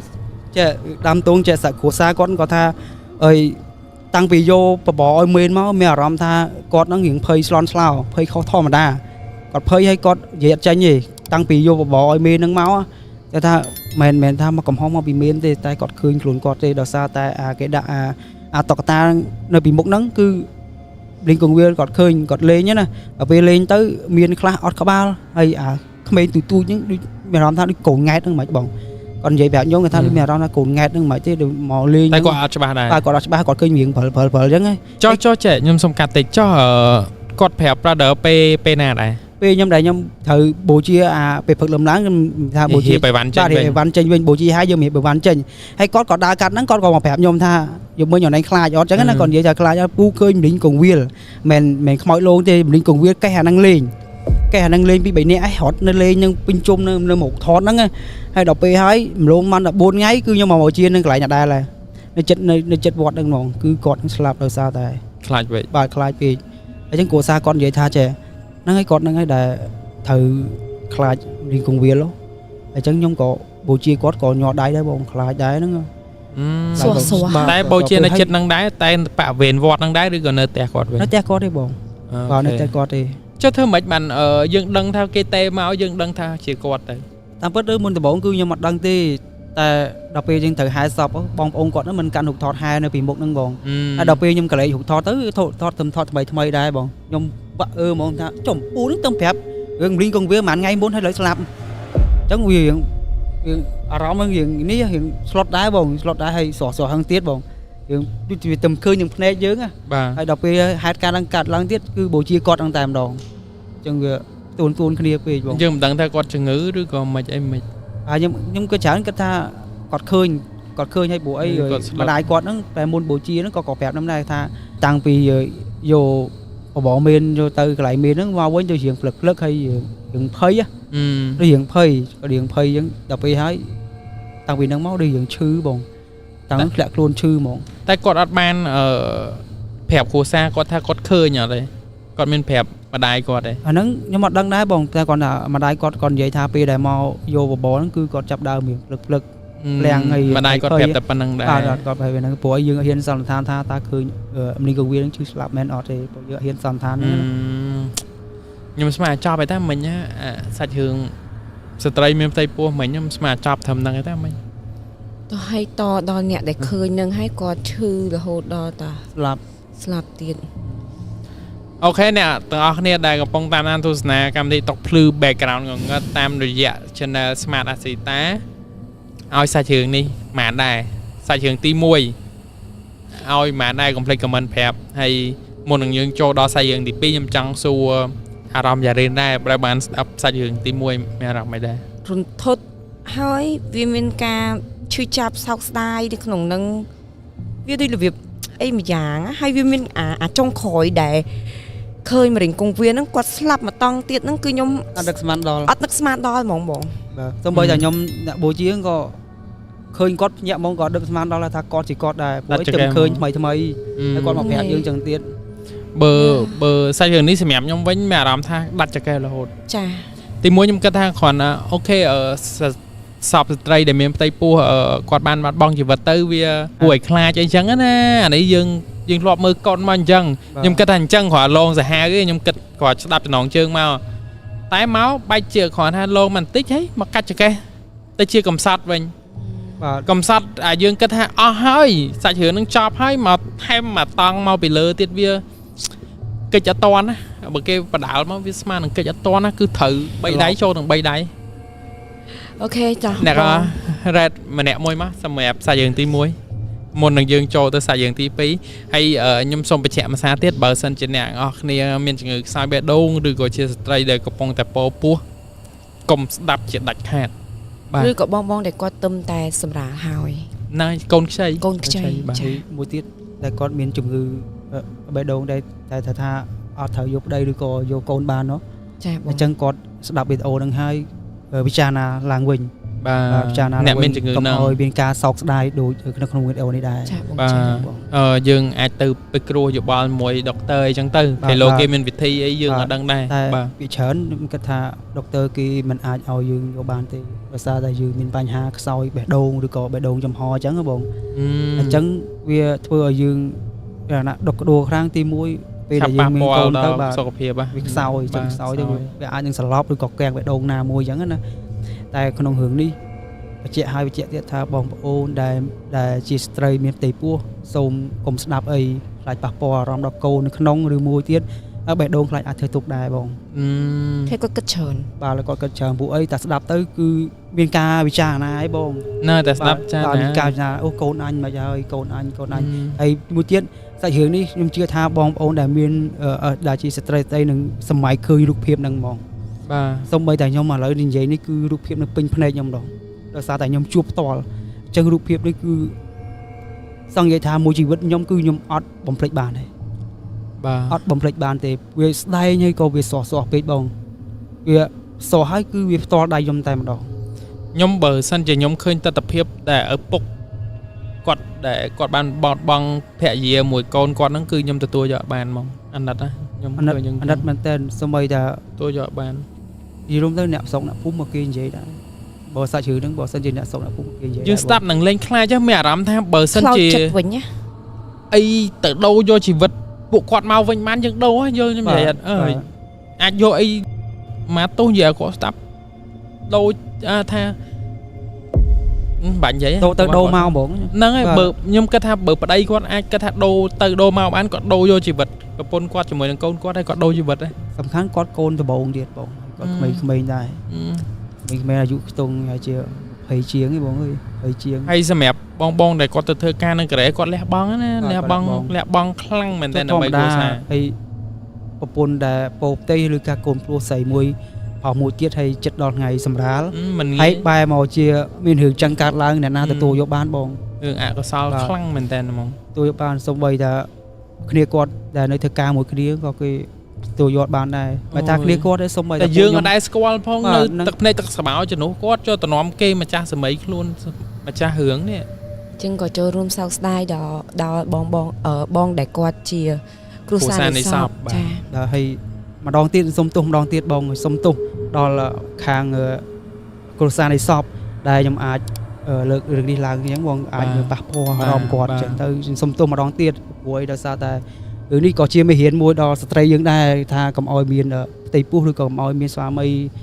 នៅពេលដែលយើងមានបញ្ហាបេះដូងឬក៏បញ្ហាណាមួយនៅក្នុងប្រព័ន្ធសរីរាង្គយើងអញ្ចឹងណាបង យើងពិនិត្យសុខភាពឲ្យច្បាស់លាស់មុននឹងបង្កើតបត្រាបត្រីអញ្ចឹងបាទ គោលម្ដងខ្ញុំដែលត្រូវលើកតែពិតខ្ញុំអត់ត្រូវលើកទេព្រោះអីវាអាចប៉ះពាល់អារម្មណ៍គាត់ខ្លាំងមែនទែនហើយមួយទៀតពេលដែលខ្ញុំលើករឿងនឹងឡើងមកគឺវាប៉ះពាល់អារម្មណ៍ដែរប៉ះពាល់អារម្មណ៍ខ្លាំងមែនទែនព្រោះអីខ្ញុំទស្សនវិជ្ជាហ្នឹងគឺខ្ញុំឃើញស្ដែងហើយខ្ញុំធ្វើដល់តែដៃតដៃខ្ញុំទៀតអញ្ចឹងទៅវាប៉ះពាល់អារម្មណ៍ខ្ញុំហើយមួយទៀតខ្ញុំចង់ក៏ឲ្យបងប្អូនស្ត្រីដែលគាត់មានផ្ទៃពោះហ្នឹងឬក៏មិនទាន់មានប្តីដែលមានជំងឺហ្នឹងគឺ take care សុខភាពខ្លួនឯងសិន កំបាច់យល់ល្អគឺកំបាច់ហ្មង ចា បាទមិនបាច់កុំឲ្យមានការសោកស្ដាយព្រោះឈឺចាប់បងឈឺចាប់មែនតើព្រោះការលាត្រឡប់នេះគឺអត់មកវិញទេទៅរហូតទាំងកូនទាំងម្ដាយ អូខេឥឡូវយើងបញ្ចប់សាច់រឿងទី1របស់យើងត្រឹមប៉ុណ្្នឹងសិនទៅដោយសារយើងបាននិយាយឲ្យអស់ហើយបើយើងនៅតែចែក detail ទៅវាហៅតែឈឺចាប់ខ្លោចផ្សារទៅអញ្ចឹងយើងបន្តទៅសាច់រឿងទី2របស់យើងទៅតែមុននឹងយើងចូលដល់សាច់រឿងទី2អ្នកទាំងអស់គ្នាដែលកំពុងទស្សនាកម្មវិធីតុកភ្លឺ background ងឹតកុំភ្លេចចូលទៅ subscribe ទៅលើ channel Smart Asi តាមម្នាក់មួយទៅដើម្បីតាមដានកម្មវិធីរបស់យើងហើយកម្មវិធីរបស់យើងនឹងធ្វើការ premium live ជារៀងរាល់ថ្ងៃសៅរ៍វេលាម៉ោង 9 យើងចូលទៅសាច់រឿងរបស់យើងហ្មងទៅណា ចាសាច់រឿងទី2ដូចជានៅមន្ទីរពេទ្យ នៅមន្ទីរពេទ្យមួយកន្លែងថ្ងៃមួយនោះគឺផ្ទះខ្ញុំហ្នឹងគឺគាត់ធ្វើម្ហូបច្រាមប្រហុកមួយកសាំងហ្មង ចា បាទច្រាមប្រហុកមួយកសាំងអញ្ចឹងយើងត្រូវការលក់អីធម្មតាហូបវិញគឺខ្ញុំចូលចិត្តសក់មែនតើតែប្រពន្ធខ្ញុំគាត់ទៅទិញសក់នៅផ្សារអញ្ចឹងទៅក៏មិនបានធ្វើត្រួតពិនិត្យសក់ហ្នឹងដែរអញ្ចឹងទៅពេលយើងហូបលៀងសម្អាតទៅវាតែវាអត់តន់អស់ថ្នាំហ៎បងមានថ្នាំអញ្ចឹងណាដល់ពេលកូនខ្ញុំហូបទៅវាបង្កឲ្យទៅជាមេរោគរាគដល់ពេលរាគទៅយើងអត់ដឹងថាគាត់រាគធ្ងន់ទេមុនដំបូងគឺគាត់រាគហ្នឹងល្មមហ៎បងតិចអញ្ចឹងណាដល់ពេលទុករហូតដល់2ថ្ងៃវាកាន់តែធ្ងន់ក្តៅខ្លួនខ្លាំងអញ្ចឹងខ្ញុំក៏យកទៅមន្ទីរពេទ្យមួយកន្លែងអញ្ចឹងនៅខាងខេត្តតាកែវយើងដែរដល់ពេលយកទៅពេទ្យគាត់ដាក់ស្រោមដាក់អីឲ្យណាគឺក្មេងយើងដាក់ស្រោមតាមដៃក្មេងវាអ្នកស្ងៀមទេបងវាចេះតែបេះបោចអញ្ចឹងណាអញ្ចឹងក៏យើងក៏លួងលោមហ្នឹងក៏ឯងអ្នកស្ងៀមឆាប់ជាអញ្ចឹងណាដល់ពេលហើយចន្លោះយប់ខ្ទង់ម៉ោង3ម៉ោង4យើងយប់ម៉ោង3 4យប់ខ្ទង់ម៉ោង8ម៉ោង9យប់មន្ទីរពេទ្យហ្នឹងគឺចាប់ដើមរៀងឆ្ងាត់ទេបង ហ្នឹងហើយពេទ្យតាមខេត្តប៉ុណ្ណឹង រៀងឆ្ងាត់ហើយអញ្ចឹងអ្នកលក់នៅក្នុងមន្ទីរពេទ្យហ្នឹងគឺគេចាប់ដើមមើលបិទភ្លើងហើយបិទភ្លើងបដៅហើយខ្ញុំនៃកូនខ្ញុំសម្រាប់នៅក្នុងបន្ទប់ហ្នឹងគឺមានតែម្នាក់ពេលថាមានតែកូនខ្ញុំមួយទេមានតែខ្ញុំមួយទេក្រែមហ្នឹងក្រែតនេទាំងអស់អញ្ចឹងកូនខ្ញុំក៏ធម្មតារៀកគឺពិបាកបងធ្វើទុកបាទធ្វើទុកអញ្ចឹងរៀករហូតទៅបន្ទប់ទឹករហូតមកស្ទុះក្រោយយើងទៅបន្ទប់ទឹកកន្លះម៉ោងក្រោយយើងទៅបន្ទប់ទឹកទៀត1ម៉ោងក្រោយ2ម៉ោងក្រោយយើងទៅរហូតដល់ចង់មកយប់ទៅភ្លឺបងស្ដាប់ដល់រហូតដល់ម៉ោង1គឺកូនខ្ញុំដេកវាឡើងអង្គុយសើចហ្មងវាឡើងអង្គុយសើចប៉ាវាសើចហើយប្រពន្ធខ្ញុំគាត់ខ្ញុំអត់ហ៊ានប្រាប់គាត់ទេហើយខ្ញុំចាប់ដើមអារម្មណ៍ថាព្រឺច្បល់ហើយជុំ con tim mũi cái tha mở lúc mấy vị chứ cái đau luôn nó mở nè bắt tay mở na mở bao này bông thằng nào dương mở nhưng bắt này chứ con nó mở bao này bà hãy sao rồi ngó tay lạnh khẽ đó ngay sao chứ đấy nhưng còn chập đàm ở tên này nhưng cho khổm hay vô con nhóm ông thủ nhóm còn để cho ấy với con ấy để chơi hay nhóm chụp hơi hay nhưng mà hiện nào pôn trong mày pôn nó còn nơi kia gì nó nơi chọc nia nó ở hiện này đó nhưng mà để chụp để thấy cho hiện riêng thời ca rồi đi vô chun quạt từ hay plak khao tận nôm từ tục ta plak khao tận nôm rồi đó đọc về hái là cái lan pet mua để từ tục trao nó bông bao phượng lan pet nó khẳng cả nếu chắc là làm pet nó khôi với bông cái tục trao nó vui nhưng mò thằng ngay khơi này làm pet nó khôi đầy hỏi bắt làm sao tháp bị giúp bao lương đấy lương khẳng không lan khẳng không lan bông có bình lan mục á cái bình lan mục hay nhóm rom nhóm bị nó bay vô chuột bông bay vô chuột bông bỏ sân chỉ khát ta tẹp liếm hay con đây con nhóm cứ phải tao thằng cứ việc bạ bản dân chỉ ai thử làm với việc ai và bò đấy nó chẳng nhung sức chất thòm khai chơi thòm đi từ hiện đập con nhóm ơi mẹ nó không nhóm có đặc đại con nhóm từ tục tật phải đăng tục tật mà mọi chuyện đó vì đại mau bỏ tục tật năng hai lực khởi một tu khói việc cái lấy tâm môi đại lộ chạm hối nó không đàm phân lộ chạm hối nơi này lại nhá việc on nó mong bà nút bà màu màu nhóm đa pôn nhóm thà ôn tát te bà cao thì mà ôn mền mới anh đi mền mới mền tên mền mới đấy bà pôn nhóm ngược mau huỳnh khoang bỏng huỳnh khoang bong thầy ôn ở số này ôi mình ti pet đây mình ấy bỏng ấy còn nào cái miền tờ bàn cầm đo dương na ấy kháng cả nâng ở miền nó nâng miền tạt sập ơi của nạ đây hay còn bắt tàu sầu mó đặc biệt của sa tê nên là kháng cả bắt tay vào tục xây cái này đây vào tục nhưng vào tục mình kháng mình nhá nó chỉ người mình nhá nó đọc về hết nhưng đọc vào pôn nhưng đọc pôn ta té pôn nó khá thì bẹt cả đà giúp dương ta đặc biệt mấy bọn nhưng dương số chất thòm sao đó chẳng thòm sao hay thòm sao câu nhóm rất là ôi bà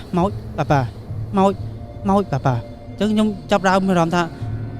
bỏ sân chiến nơi nắng tiết đang đặt căn là thôn bằng cồn nhung và lại anh mình hãy cả là lừa ta nhưng cái tha không mấy nhặt ấy gì mấy nhặt đăng tỷ mẹ đăng ngày vẫn còn là nhưng cái tha ơi chìm linh cùng viên họ linh chẳng hay ơi khơi ơi cồn nhung khơi chẳng nè tai vì đăng người ta mỏi cho bà vườn oi chẳng đọc vì thấy nhưng còn thì mẹ chặt tha ta tè bàn tay mong chết buồn này đang mong chết buồn lười dừng coi mẹ chặt tha ta tè nó bột buồn nhưng vẫn còn đẹp trong cái ai hái pet mau có xua tha thay bàn về nhà nhặt ta tè mày thầy xua lên này cú rồi sao ta nên đi nhưng mà bạn dễ bây đây nhưng dễ tới là việc bà pol hay mỗi tiết là cú khai chẳng hết nè nhưng có on mót ra tha mọi lồn chẳng cồn nhung khơi mọi lồn chẳng chẳng cú tha ấy chẳng bỏ sân chỉ bọn anh khai ấy hay cồn trừ những tiết tay còn xong mới cồn sân bỏ sân chỉ cồn đang on cái đá đưa có on hỉ ấy anh oi tới bàn chẳng hết tay còn step mới tới hiện chặt đây cái đây luôn tì hay hỉ rồi vì mình chơi hỉ ấy nà đây hiện on này đặt nam này on này chẳng dương có thì mẹ chặt tè từ rồi nó cứ chọc vào nằng rồi ní clay nghe vô ok nè ở đây cứ sai hiện tí pi hiện thôi cùng rật mình bà thôi vô món cứ đập chia nằm vây cũng ai bong còn tan tăng chùi mùi nhằng của tí môi mấy hiện tan tăng đài ok để tới thòm đá không cứ gọi đón đằng ấy gọi đón đằng đi cô nhưng vẫn đăng tại hot ly nha bọn thòm đá và không này biết cả lô nhưng cả lô không này biết hot ly nhắn á hot ly tới cả lô mưa chẳng tư bà mưa pan tái bà sân chỉ bà mưa anh đang bật này tại đây bạc này hay cái bà mọi bà hay dương ní khai đá còn này khai từ xa còn này toàn đăng hay mua tiết nơi mình ấy bạn mà tốt nhưng nơi ta mình ấy như mỗi câu mười bốn nhóm nó còn hiện đá thì ta đá đang khai đá có nó bảy khai chứ còn nó hay nam muối thực chất đi việc ha bụng mà đai dương ban khơi tê bàn tác dương đăng thác khói của bụng ở lồng côn dương ngày chứ nào ta đã chật oi côn thứ tục mà chụp tô phư cha ok nè ở đây chụp sai dương tí pi ní còn ban chạy lại hay còn ban tạt lẹ là về mau chờ nãy đầm bây giờ dương đạp biển relay class đỏ hào man class hay nhung cách ha phía trên bong quạt vơ can ở phi quạt trôi chất đạp còn bà YouTube ចោលទៅហើយគាត់ពេញកាតព្វកិច្ចការងាររបស់គាត់ទៅបាទអញ្ចឹងសូមផ្ដាំផ្ញើទៅបងប្អូនទាំងអស់គ្នា enjoy ជាមួយនឹងការស្ដាប់រឿងអបិយជំនឿរបស់យើងក៏ដូចជារឿងអមនុស្សរបស់យើងពីកម្មវិធីតុកភ្លឺ background ងឹតហើយសាច់រឿងយើងនៅអត់តអស់ទេយើងនៅថែមសាច់រឿងទៀតហ្មងណាបាទ បើសិនជាអាចទុកជាចំណងដៃចុងក្រោយអី ចំណងដៃ បាទទុកជាចំណងដៃចុងក្រោយអាចថែមមក2រឿងទៀតចុះ បាទ បងប្អូនខ្ញុំគិតថា3រឿងទេ បាទ តែឥឡូវបើសិនជាចុងក្រោយអញ្ចឹងយើងអាចបែកគ្នាមួយរយៈសិន ហ្នឹងហើយ អញ្ចឹងទុកស្ដាប់លេង មិនដឹងថាមកវិញអត់ទៀតហ្នឹងមួយរយៈហ្នឹង បាទទុកស្ដាប់លេងទុកស្ដាប់ទៅតែស្ដាប់កុំខ្លាចតែស្ដាប់ខ្លាចលេងហ៊ានស្ដាប់ហើយ ហ្នឹងហើយអូខេហើយមុននឹងគាត់ចូលទៅសាច់រឿងខ្ញុំចង់បញ្ជាក់អ្នកនរគ្នានេះគឺជា2 episode ចុងក្រោយ episode នេះមួយហើយជាមួយនឹង episode ក្រោយមួយទៀតគឺពីកម្មវិធីតុកភ្លឺ background ងឹត season 4 របស់យើងបានចប់រដូវកាលទី4ហើយអញ្ចឹងខ្ញុំគិតថាវារឿងយូរដែរហើយដោយសារខ្ញុំបានកំដរអារម្មណ៍អ្នកនរគ្នាកន្លះឆ្នាំពេញហើយជារៀងរាល់អាទិត្យបាទដោយសារយើងនឹង break មួយរយៈមិនដឹងថាមួយរយៈឬក៏ទៅបាត់រហូតទេអ្នកនរគ្នាអាចបែរចក្ខុវិស័យមកមើល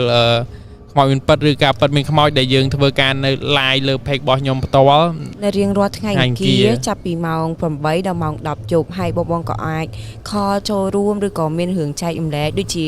បងអាចារ្យភពការពិតមកយើងនៅខាងខ្មោចមានពិតឬក៏ការពិតមានខ្មោចទេណាតែដោយសារតែសាច់រឿងច្រើនហើយល្អទៀតអញ្ចឹងយើងក៏សម្រេចចិត្តថាអញ្ជើញគាត់មកខាងតុកភ្លឺម្ដងតែមិនមែនម្ដងណាអ្នកទាំងអស់គ្នាអើយ2ដងហើយមករឿងសិតតបាក់ចកេះទាំងអស់ ដូចអាចារ្យភ្លុកហើយនឹងលោកគ្រូចិនសែគ្រូម៉ុងគឺសិតតែជាប្រិយមិត្តក្នុងកម្មវិធីខ្មោចប្រកាសពិតមានខ្មោចដែលខលចូលរួមទាំងអស់អញ្ចឹងពីអ្នកគាត់គឺសិតតែពិសេសទាំងពីរអ្នកដោយសារក្នុងមួយ season គឺមានវត្តមានរបស់ពួកគាត់រហូតដល់2ដងបាទ ហើយបើសិនជាបងប្អូនទាំងអស់គ្នាចង់ឲ្យកម្មវិធីតុកភ្លឺ background ងឹតរបស់ពួកយើងមាន season 5បងអាច comment នៅខាងក្រោមជាមួយនឹងសូម season 5ឆាប់សូម season 5ឆាប់អូខេអរគុណកុំភ្លេចបេះដូងពណ៌បៃតងឲ្យស្មើដូចគ្នា បាទតោះចូលសាច់យើងយើង បាទតាមពិតទៅតុកភ្លឺនេះគឺខ្ញុំទៅតែស្គាល់ដែរទេបង ចាំស្គាល់ បាទទៅស្គាល់តាមរយៈខ្ញុំ call ចូលកម្មវិធីបងការពិតមានខ្មោច ស្គាល់កម្មវិធីនោះមុនអានេះវិញអញ្ចឹង អត់ទេចាប់អារម្មណ៍ដែរប៉ុន្តែគាត់ថាអត់សូវយកចិត្តទុកដាក់ អត់សូវយកចិត្តទុកដាក់ទេតែពេលបងនិយាយថាតុកភ្លឺ background ងឹតខ្ញុំមានអារម្មណ៍ថារៀងប្លែកចូលមើលក្នុង YouTube ទៅខ្លាចដែរបងអ្នកដកខ្មោចក៏ខ្លាចដែរបងខ្លាចទៅពេលខ្លះចំរឿងដែលគាត់និយាយទៅពឺសវល់ខ្ញាតាមតែរឿងតាមតួដែលគាត់ផ្កាយនិយាយឬក៏អត់ឬក៏តាមសាច់រឿងគាត់ចឹងទៅបាទតែទៅថ្ងៃនេះបានចូលផ្ទាល់ថ្ងៃទី2ទេថ្ងៃទី2លើកទី2បាទចូលផ្ទាល់រឿងទី3មិញខ្ញុំចាំបានគឺសពចងកតែពិតរឿងហ្នឹងត្រូវតចូលនៅពេលដែលខ្ញុំនិយាយទីពេទ្យហើយគឺត្រូវតចូលរឿងហ្នឹងហ្មងដោយសារតែរឿងទីពេទ្យខ្លីពេកបាទតិចចឹងត្រូវតចូលសពចងកហ្នឹងម្ដងបាទតែបើសិនជាខ្ញុំតចូលអាហ្នឹងហើយគឺអាចចាប់អាហ្នឹងយើងអាចចូលមករឿងទៀតគឺគ្រោះថ្នាក់ចរាចរណ៍នៅខាងសុកបៃកបាហើយរឿងហ្នឹងគឺខ្ញុំធ្លាប់ចែកម្លែកការពិតមានខ្មោចដែរប៉ុន្តែគាត់ថាអត់សូវដិតហ្នឹងហើយដោយសារយើងនិយាយតាមទូរស័ព្ទវាមិនសូវ clean ទេមួយទៀតខ្ញុំនិយាយចឹងវាមានចេះសលេងឆ្កែព្រូឆ្កែអីទៅវាអត់សូវដាក់អារម្មណ៍ដែរបាទឥឡូវយើងសុំសាច់រឿងសាកសពចងកណាបាទសពចងកហ្នឹងខ្ញុំត្រូវបូជានៅខាងលើកដែកបាទលើកដែកសុកកោះធំបាទខាងកោះធំសុកលើកដែកខាងលើកដែកគឺខ្ញុំបូជានោះគឺអត់ប្រើមេនទេបងយើងប្រើឡបូជាធម្មតាដូចបុរាណអញ្ចឹងតែបុរាណគេបូជាដើមចេកដាក់ដើមចេកតែទៅលើបច្ឆាឡនរបៀបមិនវិញអត់ទេឡហ្នឹងឡមេនទេបងអាឡដែលយើងគាត់អត់មានសបកបាទអត់មានមេនអត់មានសបកក្រៅឡហ្នឹងដដែលតែគាត់អត់មានតុបតែងក្រៅអាហ្នឹងលេតបងឡលេតបងលៀតបាទលៀតបងអាហ្នឹងដូចឡយ៉ាគាត់ស្ដាប់ដូចឡគេដុតជ្រូកខ្វៃអញ្ចឹងតែគាត់នៅវាបើកចេះអាគេអាំងសាអាំង barbecue ចាចង់ប្រាប់ដែរថាបូជាបុរាណវាប្លែកហើយបូជាឡវាមិនអញ្ចឹងគឺយើងមិនមើលសម័យរូបភាពនឹងបានព្រោះខ្ញុំថតទុកដែរពេលបូជាគឺខ្ញុំថតទុកឡដែលបូជានឹងហ្មងឬក៏ឡផ្សេងគ្រាន់ឧទាហរណ៍ទេឡខ្ញុំហ្មងឡដែលត្រូវបូជានឹងហ្មងអូខេឡដែលបានប្រើប្រាស់នៅហេតុការណ៍ហ្នឹងបាទអូខេថ្ងៃមួយគឺខ្ញុំបូជានៅខាងស្រុកលើកដែកតែខ្ញុំអត់ដឹងសពនឹងចងកទេអត់ដឹងទេដោយសារតែយើងគាត់ធ្វើអត្តឃាតខ្លួនឯងភ្លាមគឺយើងចាប់ដើមបូជាភ្លាមហ្មងគឺចាប់ដើមបូជាភ្លាមអញ្ចឹងខាងខ្ញុំណាក៏សួរគាត់ដែរថាបងបញ្ជាក់ម្ដងទៀតបងត្រូវការមានឬក៏ត្រូវការតឡអញ្ចឹងគាត់យកតឡទេ ដោយសារតែគាត់រៀងខ្វះខាតដែរហើយក៏មិនទៅបានតាំងអីណាច្រើនយប់ដែរបងអត់បានតាំងមកយប់ទេគឺព្រាមបូជាព្រាមអញ្ចឹងគេអត់ត្រូវការបើមានទេអញ្ចឹងណាហើយយើងក៏ចាប់ដើមតឡើងឡនៅវាខ្សែមួយវាខ្សែហ្នឹងគឺនៅខាងបងភូមិម្ដុំហ្នឹងគឺដូចមានគុំអាស័យច្រើនណាបងគុំអាស័យហ្នឹងគឺយើងបូជាចន្លោះថ្ងៃហ្មងថ្ងៃអាសៀលខ្ទង់ម៉ោង3តម្រាំមកអស់សប្តាហ៍រហូតដល់ម៉ោង9 10យប់បងអើយតម្រាំអស់សពគឺយើងបូជាហើយពេលដែលយើងបូជាហ្នឹងគឺគ្នាខ្ញុំហ្នឹងមានតែ2នាក់ទេគ្នាខ្ញុំមានពីមេខ្ញុំហើយនឹងខ្ញុំតែម្ដងបូជា2នាក់ហើយតែបុណ្យនោះគឺមិនឆ្ងាយពីកន្លែងបូជាហ្នឹងដែរយើងចិត្តទេខ្ទង់ប្រហែលជា200ម៉ែត្រ300ម៉ែត្រទេពីខាងបងផ្ទះគាត់ហ្នឹងដល់ពេលយើងបូជាប្រទេសទៅធម្មតាខ្ញុំចែកមេពាក់មុនដែរថាសពចងកគឺប្របាក់ដុតហើយបាទហើយមួយទៀតគឺចំថ្ងៃសិលទៀតបងចំថ្ងៃសិលហើយថ្ងៃសៅរ៍ទៀតពីថ្ងៃហ្នឹងម្ដងអញ្ចឹងវាត្រូវតំណមដែរប៉ុន្តែដោយសារតែវាមិនអាចទុកកើតអញ្ចឹងណាហ្នឹងហើយអញ្ចឹងសពក៏ត្រូវបូជាភ្លាមតែម្ដងពេលដែលខ្ញុំបូជាហ្នឹងចន្លោះខ្ទង់ម៉ោង9យប់ខ្ញុំឃើញមនុស្សសម្ោស្ទង់ហ្នឹងគឺដើរទេប៉ុន្តែពេលហ្នឹងខែភ្លឺទេបងខែភ្លឺខ្ញុំនៅចាំបានដូចខ្ទង់8កើត7កើត8កើតថ្ងៃសិលថ្ងៃ8កើតបងថ្ងៃសិល8កើតខ្ញុំនៅចាំបានខែភ្លឺព្រោះបរោចងឹតហើយបកើតភ្លឺអញ្ចឹងខែភ្លឺរៀងស្បាក់ដែរតែខ្ញុំឃើញសម្ោហ្នឹងគឺសម្ោរៀងធំមេតរៀងធំខ្ពស់គឺឡើងដើមឈើហ្នឹងហ្មងឡើងដើមឈើនៅខាងកើតឡហ្នឹងដើមឈើឡើងហើយមួយសម្ោហ្នឹងទៅចងកនៅលើដើមឈើហ្នឹងហ្មងបងអាសម្ោដែលខ្ញុំឃើញហ្នឹងគឺឡើងដើមឈើឃើញឡើងដើមឈើហើយធ្វើសកម្មភាពមួយចងកហ្នឹងបតោកគឺយើងឃើញច្បាស់កន្លែងបងច្បាស់ហ្មងជួយធម្មតាខែពេលគេយើងខែហើយកើតមកខែអញ្ចឹងយើងមិនឃើញសម្ោស្ទង់មិនឃើញមនុស្សចងកនៅកន្លែងដើមឈើហ្នឹងហ្មងដល់ហើយខ្ញុំកេះមេខ្ញុំថាបងឥឡូវឯងមិនឃើញមនុស្សចងកនេះគឺឃើញចងកបងចងកណាបើយើងបូជាសពចងកអីហ្នឹងចងកណាទៀតអត់ទេអញឃើញច្បាស់កន្លែងនោះសម្ោស្ទង់ឲ្យចុចពិលមើលពេលយើងចុចពិលទៅអត់មានឃើញអីទេប៉ុន្តែបើយើងម្លាក់ពិលចុះក្រោមគឺយើងឃើញបាទហ្មងបាទសម្ោមិនថាឃើញមនុស្សច្បាស់ហើយប៉ុន្តែឃើញសម្ោធំស្ទង់គឺពេលដែលចាស់ធម្មតាយើងសម័យទីថាចងកវាមិនសកម្មភាពមិនបាទញាក់ដៃញាក់ជើងក្នុងរឿងបាទញាក់ដៃញាក់ជើងអញ្ចឹងគឺយើងធ្វើឃើញរបៀបបែបហ្នឹងហ្មងដល់ពេលយើងមើលទៅយើងស្ទង់បងយើងស្ទង់ហើយខ្ញុំក៏អត់ចាអារម្មណ៍ដែរមកឲ្យលៃមេខ្ញុំហ្នឹងថាចុចពិលមើលតិចមកមិនឃើញយើងស្ទង់បងបើយើងបូជាសពចងកឯណាគេមកចងកទៀតបងស្វាំងភ្នែកអីអត់ទេអត់ស្វាំងភ្នែកអីឃើញច្បាស់ឃើញដើរតាមភ្លឺខ្សែហ្នឹងហើយឡើងដើមឈើហ្នឹងហ្មងហើយដើមឈើហ្នឹងព្រឹកលើមឡើងហ្នឹងគឺពេលដែលខ្ញុំមើលគឺដើមពប៉ែននេះដើមពប៉ែនអាដើមផ្លែក្អូបអត់ស្គាល់ដើមប៉ែនផ្លែច័ន្ទអត់ដឹងណាស្រុកខ្ញុំគេហៅពពណ៌លឿងមែនបាទពណ៌លឿងមូលអូផ្លែច័ន្ទបាទដើមច័ន្ទហ្នឹងដល់ពេលហើយយើងក៏ឃើញហ្នឹងយើងក៏មិនចាក់អារម្មណ៍ដែរមិនចាក់អារម្មណ៍ហើយមេខ្ញុំក៏ថាបងឯងស្វាំងភ្នែកអីតែព្រឹកលើមឡើងហើយលោកតាអាចារ្យហ្នឹងមកនឹងមកយត់បងតាអាចារ្យហ្នឹងមកគាត់ថាសពដែលចងកដែលអូនឯងបូជាគឺចងកនៅដើមហ្នឹងកន្លែងដែលបងឃើញសម្ោបាទឃើញសម្ោស្ទង់គឺសពហ្នឹងគឺចងកនៅដើមហ្នឹងអស់9នាក់ហើយ9នាក់បងដូចកន្លែងដែលគេធ្វើអត្តឃាតទូទៅនៅហ្នឹងហ្មងបាទនៅកន្លែងហ្នឹងហ្មង9នាក់ហើយមូលហេតុដែលកាប់ចោលដោយសារតែខាងម្ចាស់ដើមគេអត់ព្រមម្ចាស់ដើមឈើហ្នឹងបាទម្ចាស់ដើមឈើហ្នឹងហេតុអ្វីខ្ញុំអត់ដឹងដែរមិនដឹងថាគាត់ស្ដាយដើមពុកប៉ែតហ្នឹងគឺគាត់ទុកបេះផ្លែលក់ត្រូវឯងព្រោះដើមច័ន្ទអត់សូវមានទេបាទអត់ងាយដុះទេអាហ្នឹងធំណាប៉ុណ្ណាណីដើមខ្ទង់ចិត្តមកអោបជាងហ្មងអូយដឹងប៉ុន្មានឆ្នាំទេងាយធំបាទហើយក្អូបតាមប្រកបកន្លះភូមិឯងមកដើមក្អូបកន្លះភូមិបាទក្អូបហើយព្រឹកលើមឡើងលោកតាអាចារ្យគាត់មករើឆ្អឹងទៅមានណាអត់មានហ្នឹងអត់មានឆ្អឹងបាទអត់មានឆ្អឹងហងមិនចឹងដុតឆេះអស់ហើយបងឯងជ្រុលមកលងអីបងអីហងដាក់អូចង់ដាក់អូរត់ប្រយញាត់តាអូទេបងអើយអត់ហ៊ានមើលបាទញាត់តាអូចូលខ្ញុំអត់ដឹងថាចូលយើងលងហើយយើងមិនប្រញាប់បងឯងមិននៅចាំឯងខាលទៀតញុកតាអូចូលដាក់យោដល់ពេលស្អែកឡើងត្រូវឆ្អឹងវានៅសល់ដែរគាត់ថាកតិចតែតែអីទេអាចដាក់បានបើសិនជាខាងបរទេសគេយកកិនហ្នឹងគេយកកិនដូចផែសយ៉ាងយកឃើញគេកិនឲ្យម៉ត់ហើយបានគេយកបាយទឹកទន្លេបាទតែបើយើងនៅស្រុកខ្មែរយើងគឺយើង គេទុកឆ្អឹងដូចជាម្រាមដៃឆ្អឹងជនីឆ្អឹងខ្នងឆ្អឹងជង្គង់អញ្ចឹងណា គេយកមកម៉ោមសល់ពីហ្នឹងគេចាក់ចូលទន្លេ បាទគេចាក់ចូលទន្លេហើយតែអានេះវាសល់ដែរបាទគាត់ថាឆេះអាធំឆេះបើយើងទៅរើទៅវាសោះហើយហ្នឹងបង បាទ ដល់ពេលយើងចាប់កាន់មកវាឡេះហើយវាឡេះសោះ ទៅកាន់ថ្នម បាទហើយដើមហ្នឹងគេប្រាប់ដែរថាឲ្យកាប់ចេញទៅកុំទុកចឹងទៀតបើសិនជាទុកចឹងទៀតអាហ្នឹងបាទកាន់តែធ្ងន់ព្រោះអីដែលបើថាចាស់ពីដើមគេហៅថាជើងកប ហ្នឹងហើយ បាទជើងកបចឹងគឺទៅពេលយើងទុកទៅបាទយើងមានតគ្នាហ្នឹង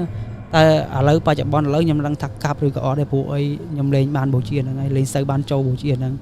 អត់សូវទេព្រោះអីហ្នឹងគេច្រើនបូជាឡគេអត់សូវបូជាអីមែនទេដោយសារតែកន្លែងវាទូពេកតែវាទូហើយនៅមាត់ទន្លេបងចឹងទៅគេបូជាតែឡទេហើយ មកវិជាភាពដែរហ្នឹង បាទហើយកន្លែងហ្នឹងគួរខ្លាចមែនហ្នឹងរឿងហ្នឹងគឺចប់ប៉ុណ្ណឹងបង អូយើងឃើញតែជាសមោទេ បាទគាត់ជាសមោ ដល់ពេលតម្លាក់រឿងរៀងទៀបហ្នឹងរៀងធូរអារម្មណ៍ដកហើមធូរអ្នកអស់គ្នា ធូរ ដកអីសូដងហើមចឹង ខ្ញុំនៅដិតដាមរឿងទី1បង ចា ដោយសារតែអារម្មណ៍ហ្នឹងគឺនៅជាប់ភ្នែកខ្ញុំហ្មង ហ្នឹងហើយ គាត់នៅជាប់ធុងនៅជាប់ភ្នែកខ្ញុំនៅដិតដាមឲ្យតែខ្ញុំថារំលឹកគឺចង់រឿងហ្នឹងមុនដំបូងគឺបងប្រេះគាត់តាក់ទងទៅខ្ញុំគិតថារឿងនិយាយប៉ុន្តែធ្វើម៉េចរឿងហ្នឹងគឺវាវាធម្មតារឿងហ្នឹងវាអាចនិយាយទៅវាអាចជាចំណេះមួយដែរប្រាប់បងប្អូនយើងដែរអញ្ចឹងខ្ញុំក៏គិតថាសម្រាប់ចិត្តប៉ុន្តែបើសិនខ្ញុំនិយាយទៅខ្ញុំអាចទាំងប៉ះពាល់អារម្មណ៍ខ្ញុំហើយមួយទៀតប៉ះពាល់អារម្មណ៍គាត់ ហ្នឹងហើយអ្វីដែលសំខាន់ប៉ះពាល់ដល់គ្រួសារនៃសព បាទ តែអីឥឡូវយើងអ្នកអស់គ្នាបានស្ដាប់រឿងទី3ហើយ ទី គ្រាន់ឃើញតែជាសមោជាមួយនឹងដើមច័ន្ទអាកោបពណ៌លឿងហ្នឹងហើយនៅដើមហ្នឹងគឺមានសាកសពដែលបានសម្លាប់ខ្លួននៅនឹងរហូតដល់9នាក់ វាធម្មតាទេដែលកន្លែងដែលមានធ្លាប់មានគេចងកឬក៏កន្លែងមានគេអត្តឃាតគឺមនុស្សគឺតែងទៅតគ្នាឲ្យតែរៀងពិបាកចិត្តតិចគឺគាត់តែងតែនឹកសម័យដល់កន្លែងហ្នឹងហើយ ដោយសារនៅហ្នឹងវាមានកន្លែងចងបើទឹកចងកដើមអាស័យចងអាមិនកើតវាត្រង់ស្លុយហ្នឹង បញ្ជាក់បន្តិចបងមិនមែនថាយើងចងក9នាក់ហ្នឹងមិនមែនទូនគ្នាទេ ហ្នឹងហើយចាញ់ តាំងពីដើមពីដើមហ្នឹងមក 4-10 ឆ្នាំមកអញ្ចឹងណា បាទតាំងពីហ្នឹងមកអញ្ចឹងគេតគ្នាមករហូតនៅដើមហ្នឹងអញ្ចឹងណា បាទយោ ឥឡូវបច្ចុប្បន្នឥឡូវគឺខ្ញុំមិនដឹងថាកាប់ចោលឬក៏អត់ទេព្រោះខ្ញុំមិនបានទៅកន្លែងហ្នឹងទៀត អូខេអញ្ចឹងយើងដាក់ថែមតសាច់រឿងរបស់យើងមួយទៀតមក តសាច់រឿងមួយទៀតគឺខ្ញុំបូជានៅខាងស្រុកភ័យកបាស បាទ នៅសាជនិកបងប្អូននៅសាជនិកហើយខាងស្រុកភ័យកបាសយើងអាចនឹងស្គាល់អាចនឹងដឹងហេតុការណ៍ហ្នឹងហើយខ្ញុំក៏ធ្លាប់ចែកម្លែកម្ដងដែរអត់សូវដិតអត់សូវច្បាស់អញ្ចឹងម្ដងនេះអាចនឹងច្បាស់ជាងមុនថ្ងៃមួយគឺខ្ញុំបូជាចេញពីខាងស្រុកកធំមកដល់ខាងសាជនិកខាងស្រុកភ័យកបាសខាងកើតសាជនិកចន្លោះប្រហែលជាខ្ទង់200ម៉ែត្រយើងសពនោះសពគ្រូអ្នកចរាចរណ៍ឯងបងសពគ្រូអ្នកចរាចរណ៍យើងចាប់ដើមធ្វើមេនធ្វើអីហើយតឡើងអីហើយប៉ុន្តែដោយសារតែការធ្វើមេននោះគឺមិនដឹងថាដើមបុនឬក៏យើងខាងមានយើងទេព្រោះអីម្ចាស់ដីគេហ្នឹងគឺគេឲ្យហូរវិញយើងតឡើងហើយហ្នឹងបងតឡើងលើកសសរហើយហ្នឹងលើកសសរ4ហើយអស់ហ្នឹងសសរតាកពូលខ្ញុំឡើងកពូលហ្នឹងពូលនៅក្រោមហ្នឹងទៀតរៀបយើងលើកឡើងហ្នឹងសាប់តាម្ចាស់ដីគេមកគឺអល់បងគេឲ្យហូរចេញឲ្យឆាប់ឲ្យមានឲ្យនៅធ្វើនៅមុខដីហ្នឹងឯងក៏តវ៉ាមួយដើមបុនទៅដើមបុនថាឲ្យហូរចុះអត់អីទេបើម្ចាស់ដីគេអត់ព្រមអញ្ចឹងណាអញ្ចឹងខ្ញុំក៏ហូរបដាអីបដាអញ្ចឹងគឺគាត់ថាអូរោងទី3អីហត់ហើយមេឃភ្លៀងទៀត រោងទី3មិន រោងទី3បងរោងទី3យើងចេញមកបូជាកន្លែងហ្នឹងគឺរោងទី3 គេបូជាលើដីហ្នឹង អត់ទេចង់និយាយថាពេលដែលខ្ញុំចេញពីកោះធំមករោងទី2ចូលមកដល់កន្លែងហ្នឹងគឺរោងទី3ដែលខ្ញុំត្រូវបូជាអត់តបានចូលផ្ទះទេ យើងរះដូចមកទ្រីបអញ្ចឹងដល់ពេលហើយយើងធ្វើចិត្តហើយត្រូវមកហូរវិញអញ្ចឹងមានអារម្មណ៍ថាហត់ខ្លាំងមែនតើអស់កម្លាំងទៀតហើយមេឃក៏ក្តៅដែរអញ្ចឹងយើងក៏ចាប់ដើមហូរហើយយើងក៏បន្តដំណើរទៅកន្លែងវត្តដែលដើរបនហ្នឹងដែលគាត់ឲ្យធ្វើសុំវត្តទំនប់ដាច់សុំទោសវត្តទំនប់ដាច់ខាងជាការចំមុតខាងស្រុកភ័យកបាសដែរវត្តទំនប់ដាច់ហ្នឹងគឺនៅខាងស្រុកភ័យកបាសគឺក៏ខេត្តកណ្ដាលទេខ្ញុំអត់ច្បាស់ដែរអត់ដែរដឹងនៅវត្តហ្នឹងហ្មងបងបាទយើងក៏ចាប់ដើមធ្វើមានធ្វើអីបដាទៅរហូតដល់ម៉ោង3ម៉ោង4បានចាប់យើងធ្វើហើយព្រោះយើងហូរហើយធ្វើហើយយើងហូរវិញហើយដឹកទៅធ្វើកន្លែងហ្នឹងទៀតអញ្ចឹងម៉ោង3ម៉ោង4បាទយើងធ្វើហើយលោកអាចារ្យគាត់ថាអូនឯងធ្វើហើយឲ្យតំណឹងមកបាញ់កញ្ជ្រួចតែមកដើមមកដឹងហើយថាមាននឹងធ្វើហើយអញ្ចឹងខ្ញុំក៏បាញ់កញ្ជ្រួចមកដើមទៅព្រោះឆ្ងាយពីគ្នាបាទឆ្ងាយពីគ្នាប្រហែលជិត2គីឡូដីនោះបងឲ្យបាញ់កញ្ជ្រួចជាសញ្ញាបាទពេលខ្ញុំបាញ់កញ្ជ្រួចទៅក៏លឺអាធំបាញ់អាធំមិនបាញ់អាទូលឺឯ2គីឡូដីអាទូលឺឯ ដាក់ធំមកគាត់ប៊ូងបើលោកទៀតលោកក៏ផ្អើលដែរ អាហ្នឹងបើកកម្មវិធីបិទកម្មវិធីអាហ្នឹង បាទប៊ូងទាំងហើយលោកអាចារ្យគាត់ដឹងក៏ចាប់ដើមហែសពចុះធម្មតាសពគ្រោះអ្នកចរាចរណ៍តាទុកមកយប់អីគឺវាឡើងចឹងថាហើមអី ហ្នឹងហើយក្លិន បាទមានក្លិនមានអីឯងអញ្ចឹងក៏យើងមិនបានទុកយូរដល់ទុករហូតដល់3 4យប់ដែរអត់ទេតាភ្លាមគឺបូជាភ្លាមអីអញ្ចឹងក៏យើងចាប់ដើមបូជាហើយអញ្ចឹងនៅចន្លោះម៉ោងខ្ទង់9យប់អស់ដែលខ្ញុំត្រូវបូជាគឺវាអស់ខ្ញុំក៏ចុចទៅដើមបុណ្យថាបងខ្ញុំអស់ហើយអញ្ចឹងសុំបងឯងជួយដឹកអស់ខ្ញុំមក1ម៉ែត្រ1ម៉ែត្រគីប4ជ្រុងហ្នឹងគឺវា1ម៉ែត្រហ្នឹងគឺវាចឹងថាស្មើនឹង1ម៉ែត្រ4ជ្រុង 1ការ៉េ បាទ1ការ៉េគេហៅថាគីបអញ្ចឹង បាទ1គីប ដល់ហើយគាត់ក៏ដឹកមកហើយខ្ញុំនេះក៏ធម្មតាសពគណៈចរាចរណ៍វាញាត់អស់ច្រើនហើយវាបាក់ដុតអញ្ចឹងក៏ដុតអីប្លាទៅក៏អូខ្ញុំក៏អត់មកទេថាទុកនឹងសិនហើយលាក់ខ្លួនបន្តិចសិនលាក់ខ្លួនដេកបន្តិចសិនដល់ពេលយើងលាក់ខ្លួនដេកទៅខ្ញុំក៏ឮលេងកូនក្មេងយំសើចយំវើយសើចយំនោះមិនថាយំនៅក្រោមនឹងទេយំនៅកលួចដងតិចឡើងលោខ្ពស់នោះចុងនេះដល់ចុងពោចុះខាងកាត់នឹងមានវត្តដើមមានដើមពោមួយបងខាងកាត់វត្តហ្នឹងគឺមានដើមពោមួយហើយអញ្ចឹងខ្ញុំចេះឆ្ងល់ក្មេងអាណាម៉ោង2:10យប់ម៉ោង10:10យប់ហើយនៅលេងអត់មានឲ្យខាងហ្នឹងក៏មានផ្ទះណាមានចេះការសមុទ្រមានផ្ទះមកពីណាអត់មានហ្នឹងអញ្ចឹងខ្ញុំក៏ចាប់ដើមអារម្មណ៍មួយថាអត់ស្រួលដឹងតាឡងហើយដឹងបើមិនខ្មោចរីងកងវាលបាទរីងកងវាលព្រោះអីមានក្មេងយំមានអីចឹងណា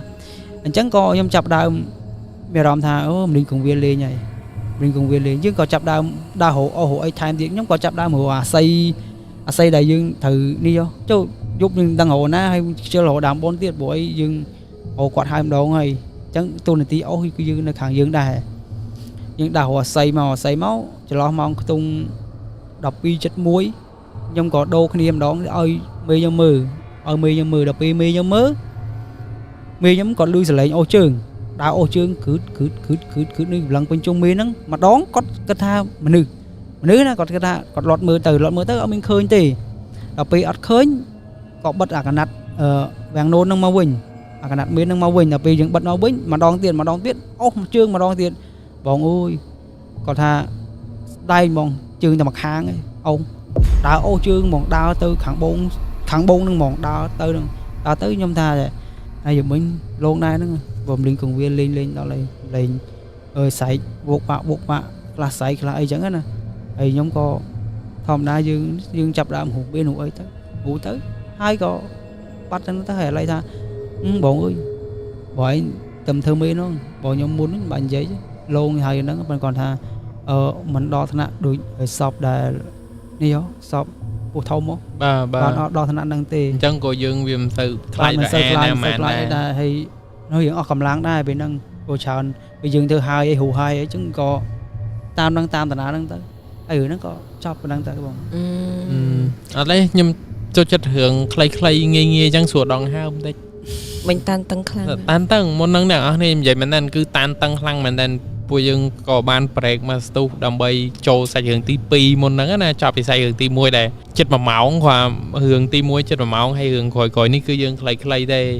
ដើម្បីស្ដាប់ឈៀលខ្ញុំដល់ថ្នាក់សុំទៅកតុបទឹកសិនពួកអីបើមិនចឹងទេអាចនឹងស្ដាប់ខ្ញុំខ្លាចភ័យខ្លាចសាច់រឿងទី2ទី3ខ្លាំងទៀតទៅគឺហ្នឹងហើយតែឥឡូវគាត់រៀងតម្លាក់បន្តិចទៅយើងសួរដងហើមដែរកាលវគ្គមុនរឿងឆ្កែ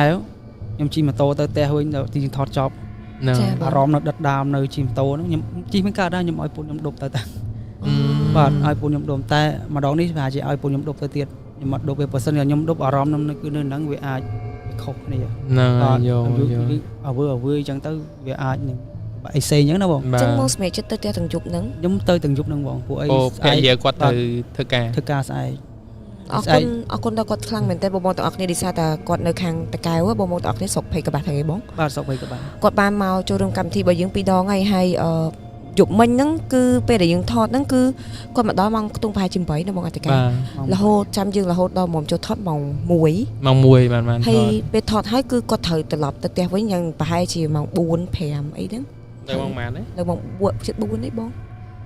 នេះខ្វះ2នាទី4 ខ្វះ2នាទី4អូយអរគុណខ្លាំងមែន ចាញ់ តើ 4កន្លះម៉ោងហ្នឹង អត់អីទេសាច់រឿងមិញហ្នឹងតែសាច់រឿងតែមករឿងដំបូងហ្នឹងគឺធ្ងន់ហ្មង ពួកអីរឿងមិញហ្នឹងគឺខ្ញុំមិនខ្ញុំនិយាយតាមត្រង់មកមនុស្សខ្ញុំមិនមនុស្សខ្លាចទេខ្ញុំអាចនឹងលក្ខណៈថាវាភ្ញាក់ផ្អើលវារន្ធត់ហើយវាសោកសៅវាសាហាវជាងទិញសបុតកុនទៅមើលរឿងទៀតវាគឺវាអារម្មណ៍យើងចាហើយអាមើលរឿងយើងមើលផ្ទាល់នេះយើងសម័យយើងចង់សម័យទៅដល់ណាក៏បានដែរ ឥឡូវចេះបងខ្ញុំសួរអារម្មណ៍បងវិញ បាទ បើសិនជាបងនៅក្នុងទស្សនវិជ្ជានឹងជាខ្ញុំវិញតើបងគួរត្រូវធ្វើដូចម៉េច ខ្ញុំ ចំពោះសាច់រឿងទី1 បាទសាច់រឿងទី1បើសិនជាបង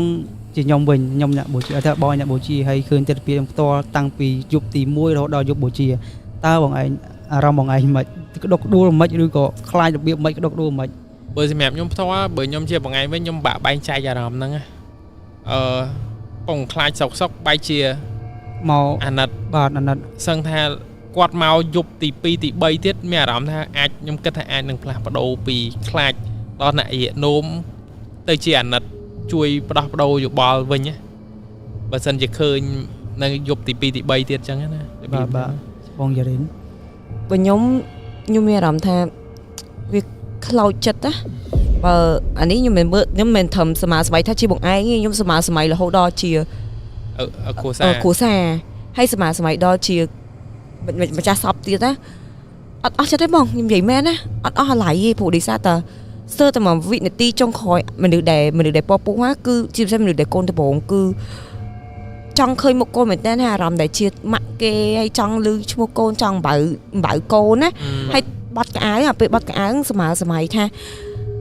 កូនពាក់ទៅហ្នឹងវាបែបម៉េចមុខកូនយើងបែបម៉េចពេលកូនហៅយើងម៉ាក់ហ្នឹងអារម្មណ៍វាថាច់ខ្លាំងមែនតើហ្មងហើយខ្ញុំជឿថា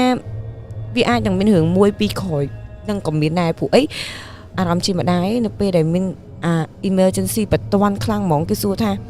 យកម៉ាក់ឬក៏យកកូនខ្ញុំធ្លាប់លើគេសួរតែម្ដាយ 99% ឯដែលសុកចិត្តយកកូនអានេះខ្ញុំនិយាយមែនណាគាត់មានសំណាងគាត់រស់បានទាំងពីរចាបើមានសំណាងរស់បានទាំងពីរព្រោះអីជាម្ដាយគេហ្នឹងគាត់អាចរស់បានមកដល់ឥឡូវហ្នឹងហើយឯងប៉ុន្តែ baby ដែលទូចិត្តកើតមកហើយគ្នាដោះសាច់ដោះអីបើថានៅកូនឈាមនៅអីអាហ្នឹងរឿងទូទៅណាតែគ្នារៀបនឹងកើតមកហើយម្ដាយណាក៏យកកូនដែរនិយាយមែនសុខចិត្តឲ្យគ្នាបានឃើញពលឺថ្ងៃឲ្យគ្នាបានជំនួសនិយាយថាយើងសុខចិត្តបោះបង់ខ្លួនឯងចោលណាព្រោះអីយើងរស់បានប៉ុណ្ណេះវាល្មមហីសុខចិត្តឲ្យកូនតទៅទៀតទៅព្រោះអីកូនរហូតដល់ទៅ2នាក់បាទហ្នឹងហើយបើខ្ញុំវិញអារម្មណ៍ខ្ញុំដិតដាម3ទី1គាត់លើកអាវកូនគាត់ហ្នឹងហើយខ្ញុំបាទអាវកាកូនគាត់បើកកត្រកអាវនឹងមកភ្លឹបហើយគាត់លើកអាវចេះដដាងចេះទឹកភ្នែកគាត់ហូរប៉ិតហើយគាត់យកដៃគក់ទ្រូងគាត់មកខាងដឹបរហូតដល់ចង់ស្លាប់បងគាត់កាន់តែពិបាកចិត្តទៀតនៅពេលដែលគ្រួសារគាត់ពពោះហើយបាត់បង់អាយុជីវិតទាំងដែលគាត់កំពុងតែបំពេញភារកិច្ចដើម្បីគ្រួសារហ្នឹងហើយគាត់ចង់មកចិត្តមែនតែនប៉ុន្តែពេលហ្នឹងគឺគាត់ដើម្បីគ្រួសារដើម្បី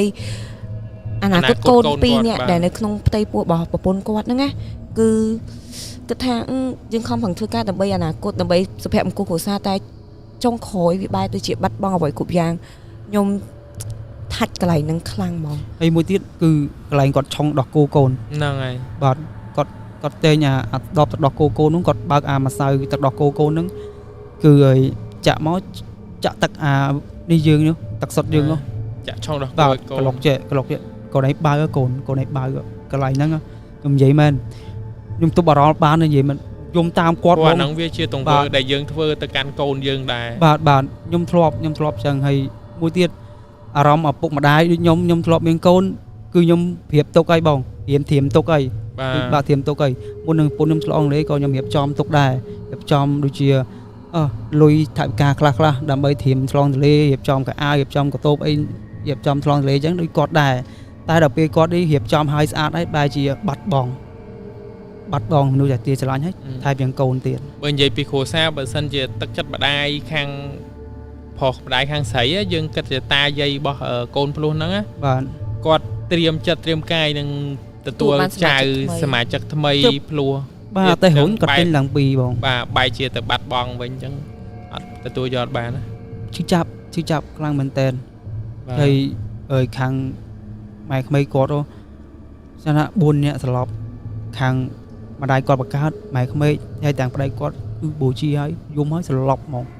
ស្លាប់បាត់មាត់ជើងបានបងប្អូនគាត់នឹងហឺធុងយកទៅហ្នឹងធុងលេងហួចបាទដល់ពេលគាត់ដឹងខ្លួនទៅវិញដឹងមកបងគាត់មកមើលសពប្រពន្ធគាត់ម្ដងទៀតហ្នឹងអាកន្លែងដែលថាខ្ញុំនិយាយថាកូនដែលខ្ញុំកែងើឃើញធ្លាក់កូនមកហ្នឹងគាត់ឃើញអាហ្នឹងហើយគាត់សែកមកហឹងហ្មងថាកូនសែកមកហឹងហើយខ្ញុំនេះញ័រដៃញ័រជើងឡើងអាតាត់បងហើយគាត់ថាពិបាកនិយាយហ្មងកន្លែងហ្នឹងគឺពិបាកនិយាយហ្មងអ្នកដែលមានកូនអ្នកដែលមានគ្រួសារគឺគាត់យល់អារម្មណ៍ច្បាស់